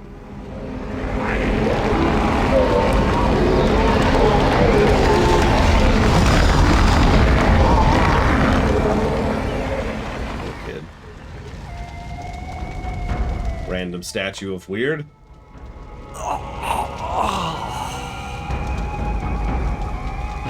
And then, just like in a nightmare, we do the dumbest thing possible because it makes perfect sense. And jam this thing directly into our forehead.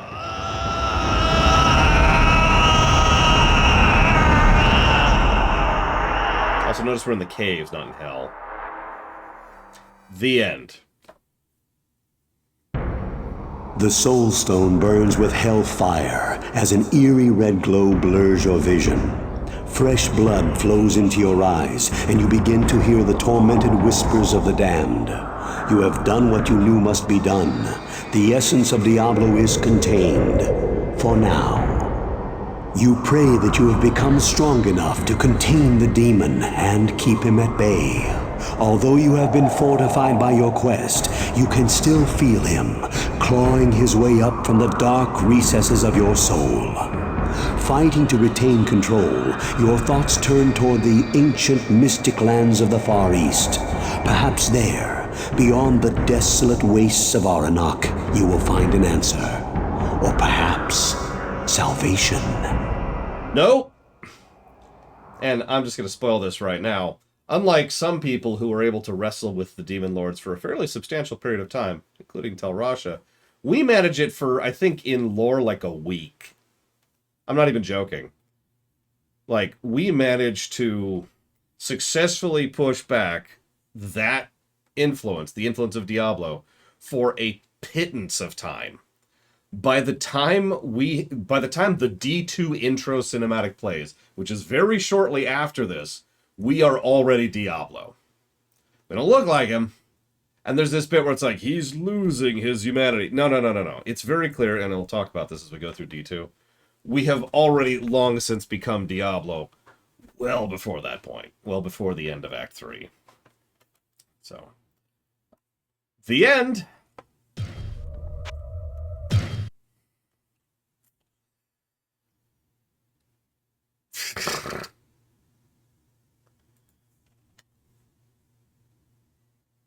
So that's the thing. One moment.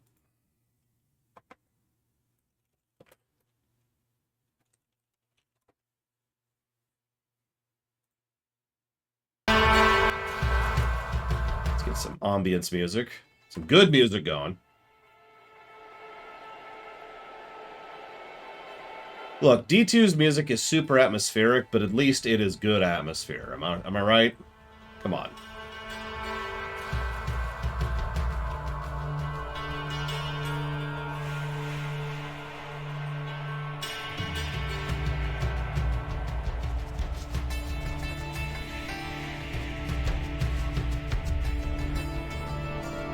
Well, this is one of the songs from it, J. Palmer. Personally, this is my personal favorite song from Diablo 2. That's why I went to it immediately. Yeah, Aiden...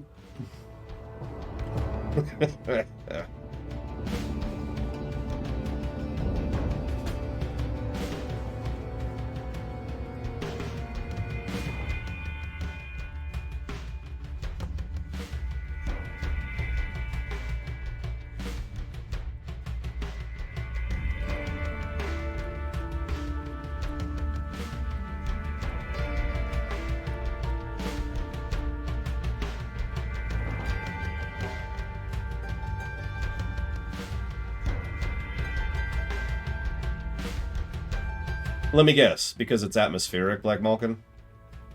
Because that seems to be the key word for today.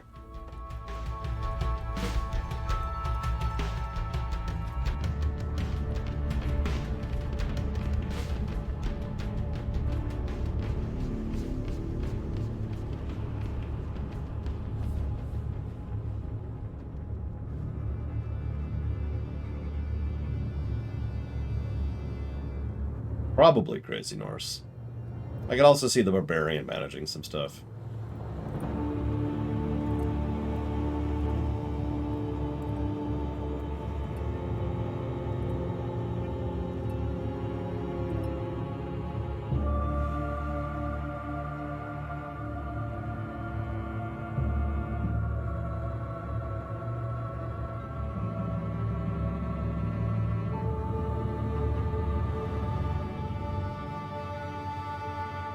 I mean, that's music is one of the big three things that everyone disagrees on, so I'm not going to try and sell anyone on D2's soundtrack.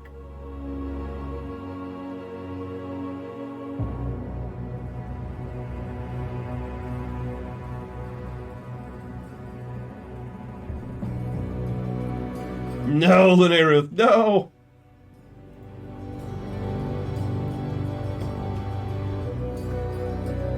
Oh yeah, anybody who guessed a positive, you didn't listen to me, first of all.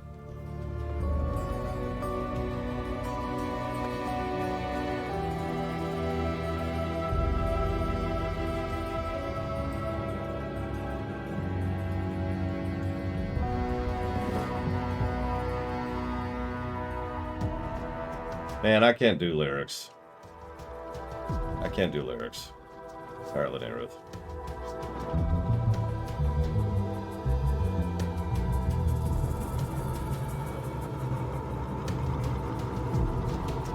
Actually, let's get rid of that.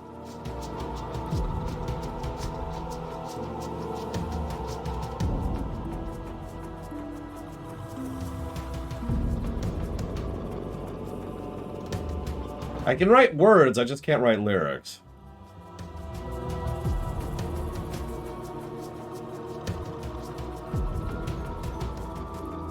And all my lyrics default to rap. Sorry.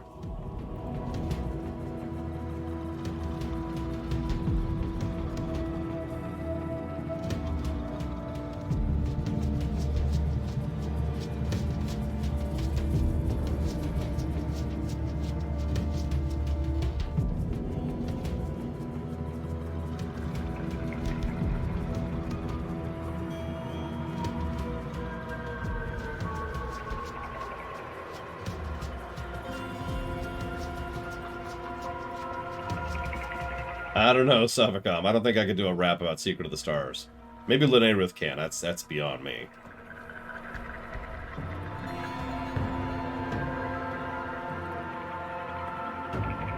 Oh, there totally is Black Malkin. So, real talk. And I know, you're about to say, I like the Lord of the Destruction soundtrack much better than Vanilla. I'm the total opposite. There's only one song I like in the Lord of Destruction soundtrack. Can you guess it? Before I pull it up here. In fact, actually, I've got it over here because I was using it for the rewrite. So I can pull it up easier by just doing this. Rather than trying to find it on YouTube.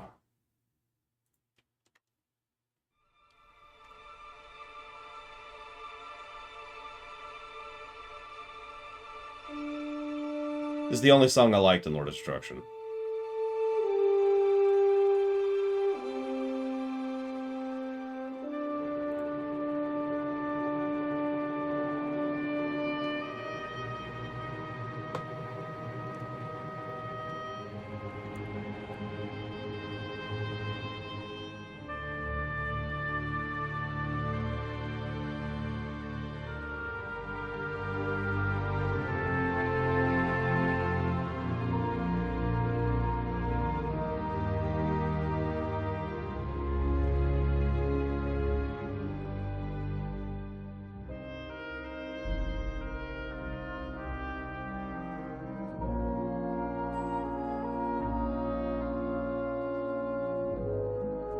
Don't worry, I'm definitely not doing an April Fool's video about the sequel trilogy in about a week and 2 days, Nemesis.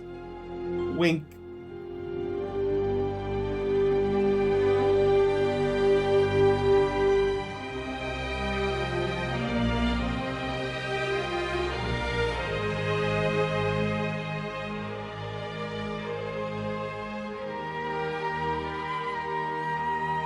Reminds me of KOTOR for some reason.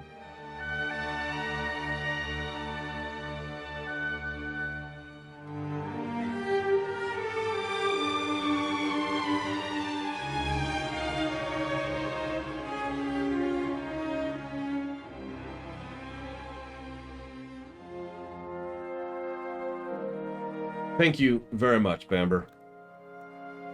I will put that towards Tunic. I was thinking, well, Dantooine's a little different. I don't know. I could see Manon for this.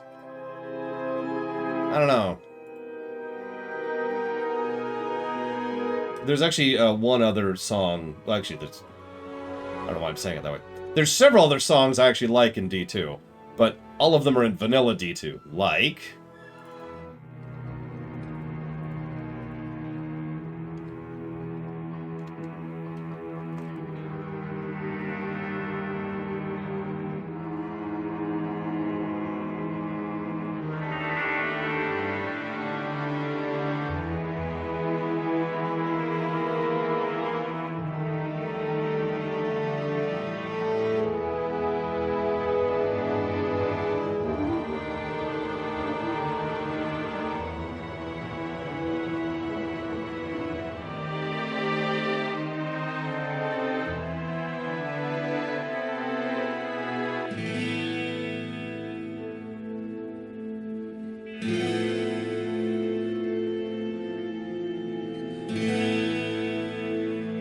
that's actually the title song, Emilia Clarke's Eyebrows. No, we're done with D1, J. Palmer.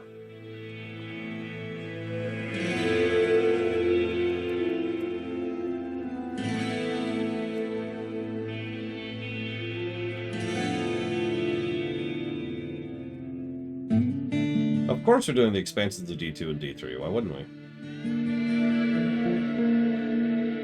I mean, Hellfire is an exception, not a rule. It's actually a really, really, really rare exception. In fact, I believe it's the only time ever that we've actively gone out of our way to ignore an expansion.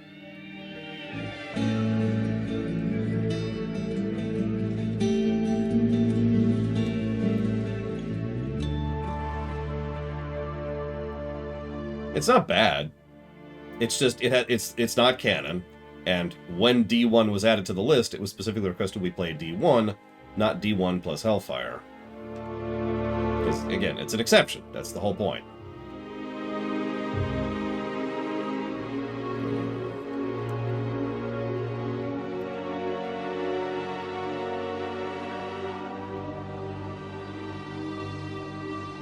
It's worth playing? I'm not the person to ask that. I've only played Hellfire once ever. And never on stream, so never for a review.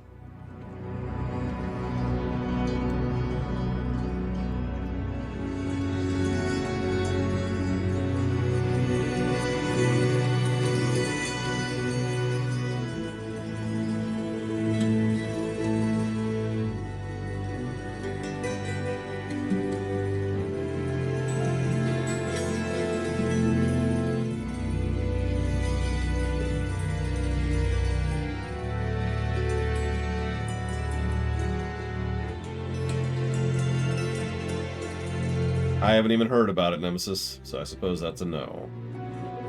No, I never played the PS1 version of Warcraft or Diablo or any of that, so I can't speak to their quality. But I did play StarCraft on the N64 and hated everything about it. It was so bad. I think I got to mission 3 before I quit in disgust. Oh, sorry, Crazy North, sorry. But if you donate right now to meet that donation goal, to get our sub-nation donating towards the donate sub-donate, then I'll go ahead and play Hellfire right now. As your boy.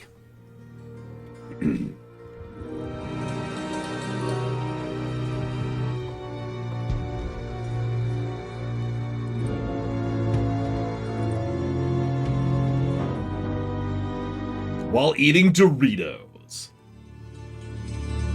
Yes, we're gonna have the Demon Chocobo. Oh my god. Oh yeah, Command & Conquer's on the PS1 too. They actually ported several PC games to the PS1. It was kind of an experimental era. For good and for bad. Eat that sub button and I'll take a bite of this extremely spicy, I don't know, like, what's something gross yet still edible? That's how I'm good at this.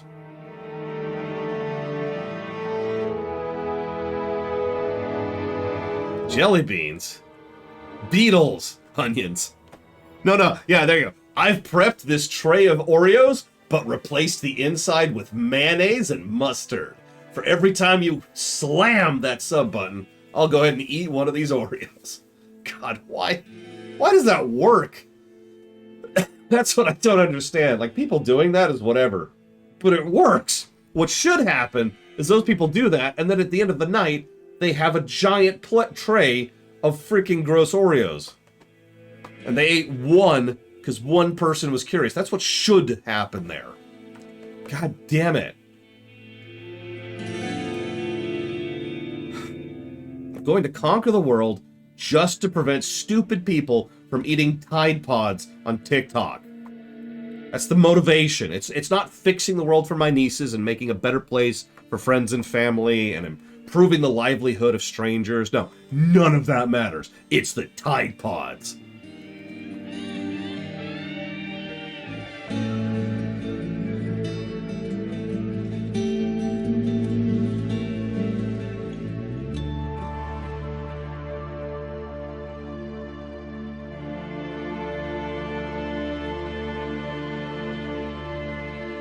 Yeah, global warming, whatever. But those freaking Tide Pods. An Oreo covered in ghost pepper sauce. How long did it take you to recover both ends, Random?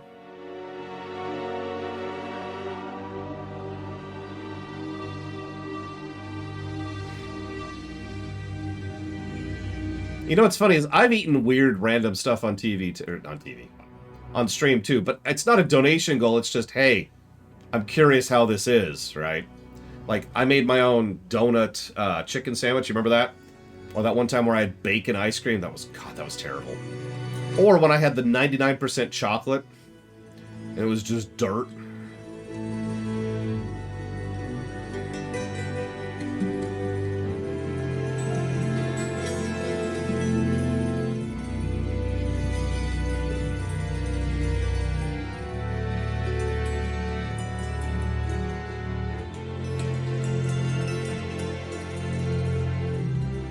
I am not eating licorice on camera.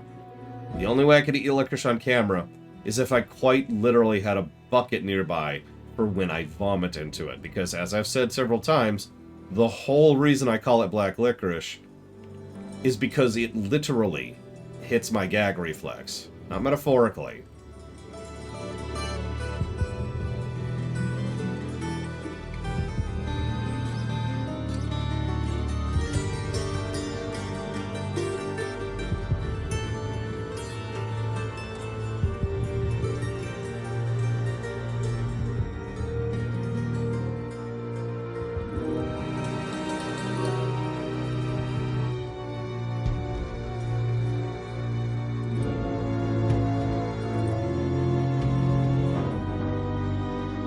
No other food hits that gag reflex for me, unless you count, like, literal vomit, which obviously isn't a food, so no.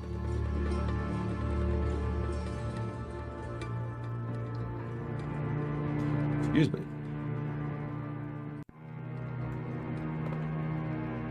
Sorry, I just realized it's on loop. I have another song. Do I have Kurost? No. Kurost. There it is.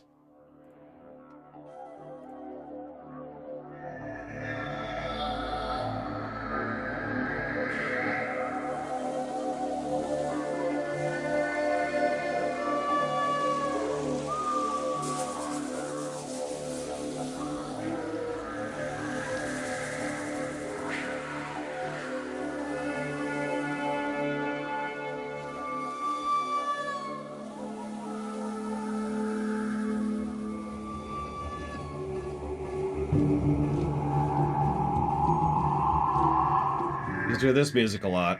Act 3 farming, am I right? This song actually plays over a shot. I bet you can guess, Evo, what shot plays this.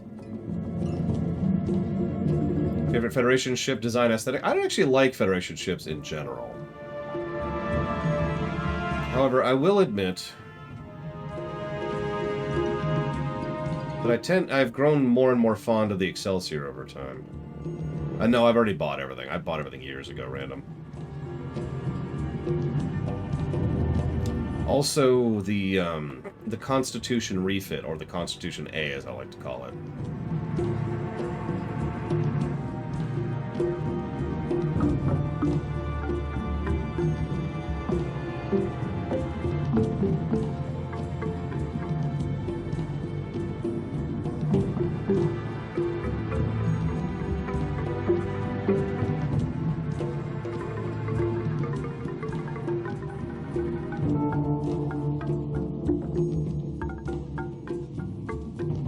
I'm the total opposite, killing you. Thus proving something, I'm not sure what.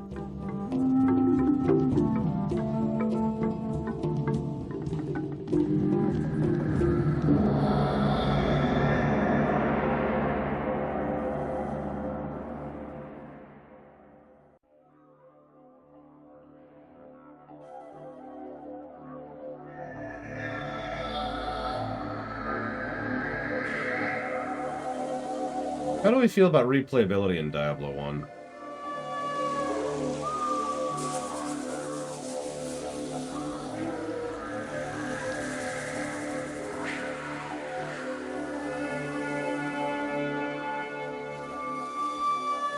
I mean, I'm never replaying this game, but I am curious, because this is actually a bit more interesting of a question than it sounds like.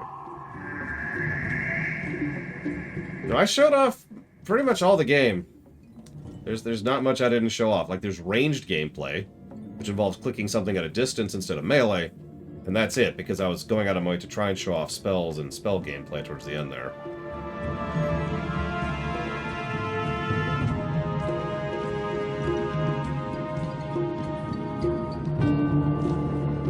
Yeah, for an hour, Blade Truefall. Whatever it is you said. I wrote it down, or rather, I said it in the announcement video.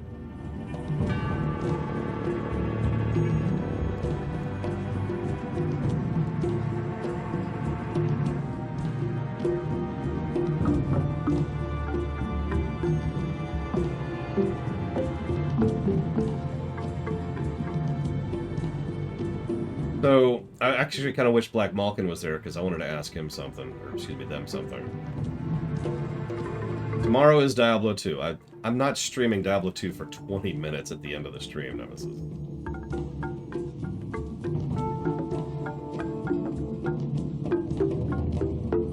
Ah, you're there. So, I may be misremembering, but by memory, not every quest fires every seed, every map, every route. Is that true?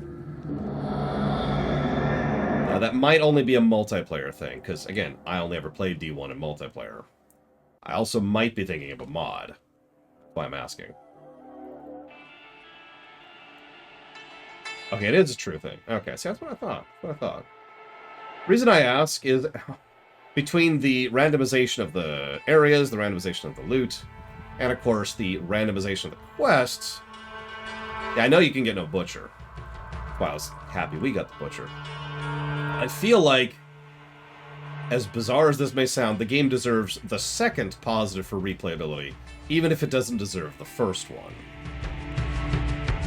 In short, the game is not a game I would call replayable, but the game does actually have options and functions and design, which is designed to encourage replayability. Thoughts?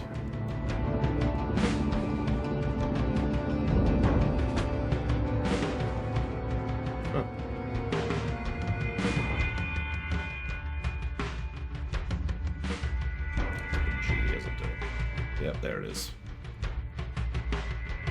Yes, there will, Evo. Will you be there? Does it matter if it's a game you don't want to play? No. Or rather, yes. But the point is, it still gets that second positive, even if it doesn't get that first positive. That's how we've been doing it so far. There's the first positive, which is, yeah, this is a replayable game. It's one of the easiest positives to give, and most games get it. Second positive is a lot rarer. The game is designed to be replayable. The third positive is even rarer. In fact, I think we've only given the third positive once. Aw, well that sucks, Evo, but I understand. Evo would rather do literally anything than watch me stream.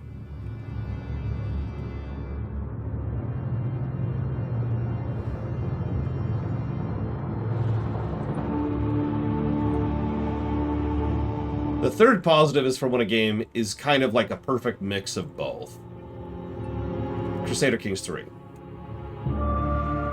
Or, Stellaris would get a triple positive replayability. Not many other games would.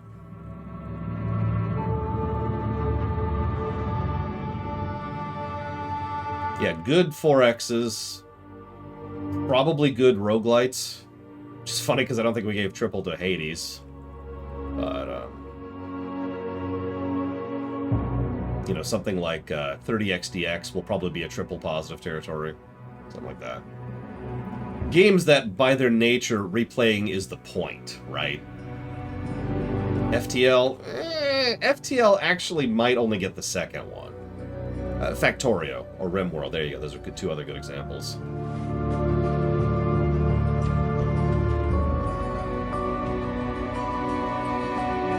I need to stop getting distracted. I keep losing my place, and I keep having to refine it, and then losing it, and then refining it. It's taking longer than it should, because I keep losing my place. I apologize.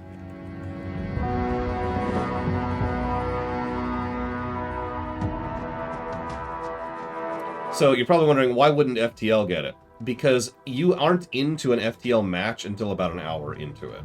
Which I know sounds like a strange complaint, but it's, in my opinion, a very valid one.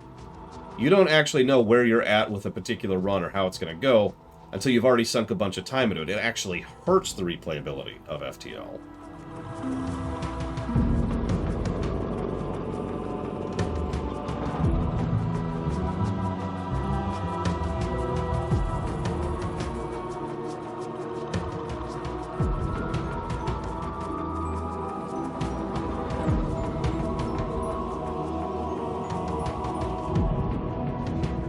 So I put onto the board a third negative for audio spam. Thoughts?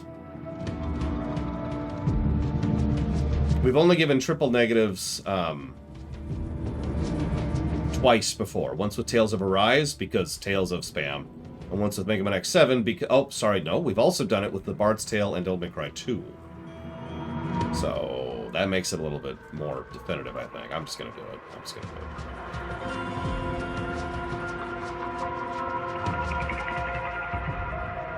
Okay. Yeah, damn it, Wenlock. No, bad. Never Lune Ruth. Wait, I'm not a Jedi. I don't belong to the Senate. That's a joke for like 3 of you. I don't think we've covered an FPS... I mean, I know we haven't covered an FPS game that has had it. Looks like only Wolfenstein Youngblood got negatives for audio spam. Which makes sense, because in Wolfenstein Youngblood, they wouldn't shut up. Remember that?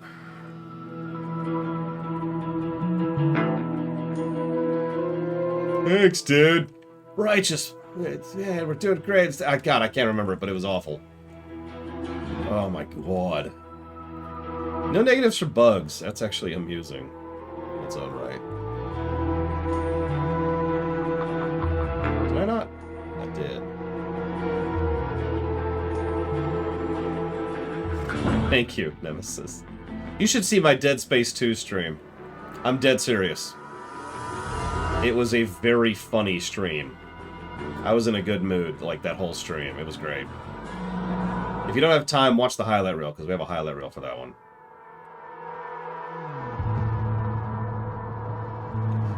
My one true love.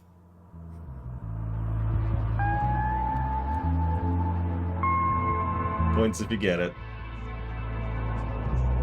I don't know what you're talking about. I'm always dead serious, Evo.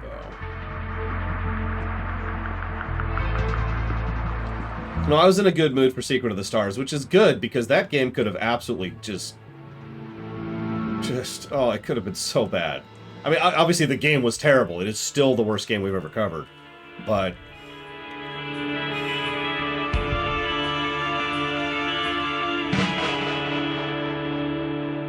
that stream could have been really bad. It's one of the best streams I've ever done, though, so whatever. No wonder y'all keep trying to add terrible games to the list, like Diablo 1. Worst game. No, this is nowhere near. I'm actually curious what the gold number is on this. I'm very, very, very curious on this one. Is there a game that might beat Secret of the Stars?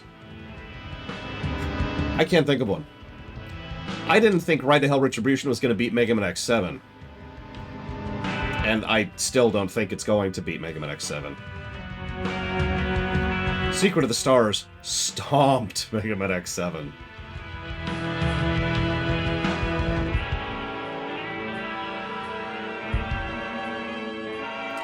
Quest 64 got 0 positives to story and 0 positives to gameplay, giving it a density of 0 and a ratio of 0%. Still not as bad as some of the other games on the list.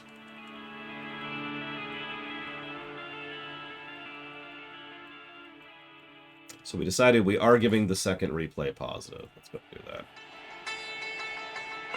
Oh god, Devil May Cry 2. That was not as fun of a stream. I hope y'all enjoyed that, because that was a very frustrating game to go through.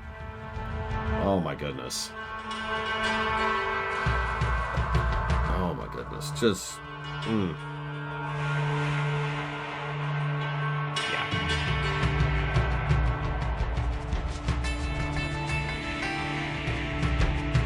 My favorite part about the Devil May Cry 2 stream is when I stopped at this one spot in this giant empty city street, and I just paused to talk about how awful the graphics were.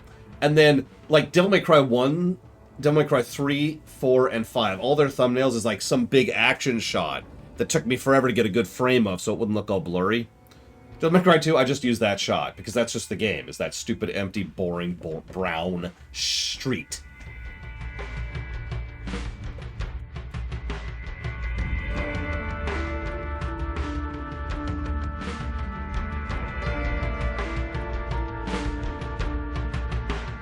I mean, those are shows and movies at different scale, probably, Ross.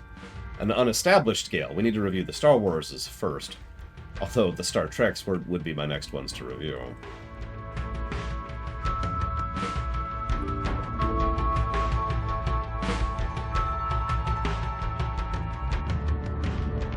I think that's actually it.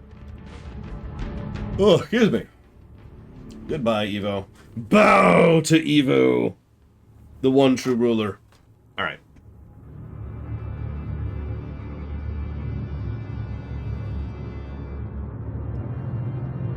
Yeah, we cheated too, Yura.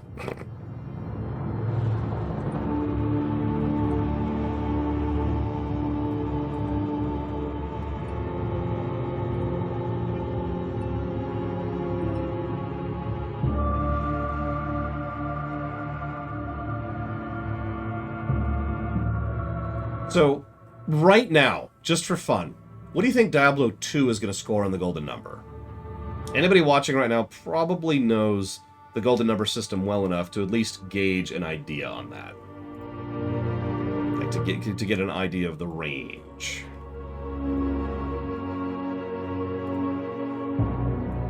D2 will go faster but be longer, as it often is.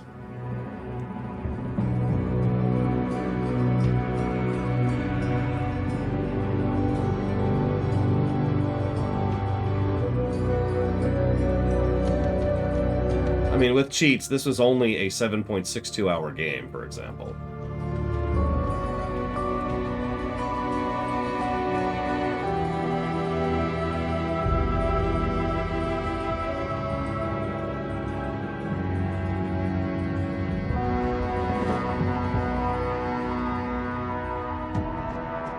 This game will be getting the first game tag, absolutely. It's actually funny because, as I was talking about very early on in the game, where the game tends to shine a lot better, there's a lot of obvious good game design decisions, and you could see the core meat of, you know, where they were going with it and how it was going, and blah, blah, blah, blah, blah, blah, blah. So, right, you can see the potential. So let's see. 60 some odd, okay, okay. Only a little bit, Von Falkenstein. And see, Black Balkan gets it. We're just gonna do Mephisto runs over and over until we can progress. Didn't they change the loot table so meth isn't even that worthwhile anymore? I remember reading about that. I mean, everything could be considered in... Okay. Everything should be taken into account when it comes to a game. Even the golden number is not the end-all, be-all. You know, the sushi tag is there, the first game tag is there, the coffee tag is there. There are games with good golden numbers that I will never play again and didn't enjoy. And there are games with bad golden numbers that I did enjoy, and so forth and so on. So, the golden number is the beginning of wisdom, not the end, Savik. I mean, Valeris. Whatever her stupid name is.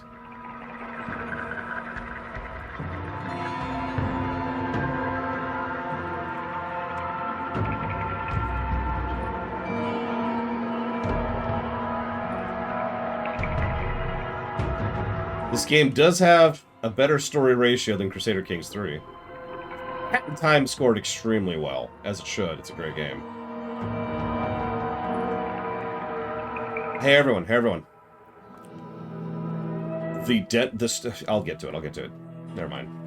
I'm gonna hold you in suspense.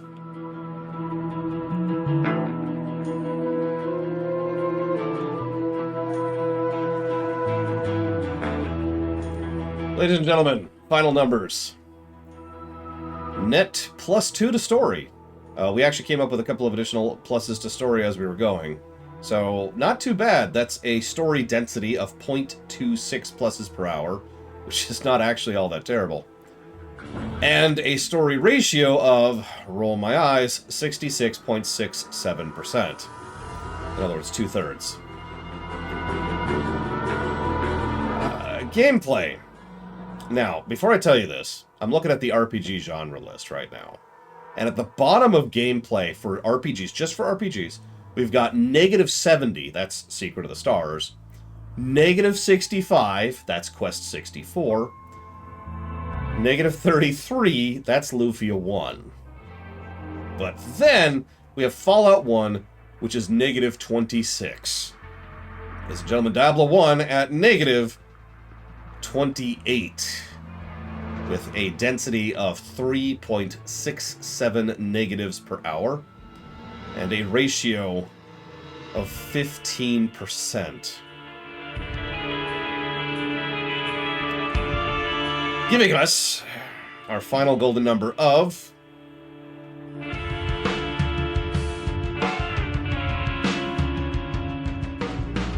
I like how I didn't have to say it. You just started doing the drum rolls. That actually makes me happy. Negative, because you knew it was going to be a negative. 15.32. That's actually not all that bad, relatively speaking. A couple of things managed to uplift that a little bit, including the story axis. It's an RPG. That's how that arguably should work. That's not as bad as Quest 64 or Secret of the Stars, for example. In fact, that puts it right around the Bard's Tale or Mummy Demastered, for a bit of perspective. So where's our golden guesses? What do we got? Let's see, did anybody guess a positive? Anybody? I'm actually curious. Wraith guessed a positive. So -15. So there's a couple that are close here. There's a lot that are close here, actually. But yeah, I think Mr. Red might be the closest. Hang on. So that's 0.5 versus 0.68. Ooh, that's a difference of 0.18. Y'all are getting good at this game.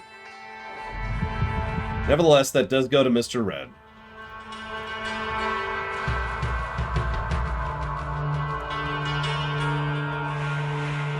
Congrats. I'll put that towards the Star Fox block. Tomorrow, we will go ahead and start Diablo 2. Tonight, Guido will be streaming D&D. For anybody who cares, for anybody who wants to know, we are going to be doing at least a little bit of character bouncing around in D2.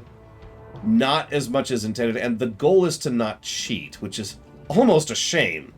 Which I know sounds like a weird thing, but the reason I bring that up is if we could cheat, we could actually show off a whole lot more of D2 relatively easily. But unfortunately, that's off the table, so instead we're just going to kind of have to make it up as we go. Well, what we could do, Jay Palmer, if we had cheats, is we could set up one class to start, right? And then we set up another class who's leveled as if they're at Act 2. and then do Act 1 on this class, Act 2 on this class, Act 3 on this class, Act 4 on this class, and Act 5 on this class. So we could have bounced around like that. But we can't, because the only way to do that would be to do it naturally. I don't have that kind of time. Sorry. So, I was working on the Diablo rewrite, not leveling a bunch of characters in D2. Nevertheless, we are going to show off at least a few classes. Thankfully, I know most of the classes very, very well in D2, so we can actually talk about that at length. I was thinking about playing as a sorcerer as the main sorceress, excuse me, because, first of all, Isendra is kind of cool, but second of all, because it would, no, I do not like Vulcan.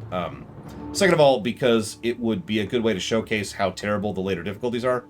But honestly, I don't think I need to showcase how bad the later difficulties are, because I could just tell you about them. So, I'm not going to tell you the primary class we're going to be playing as, but you'll find out tomorrow.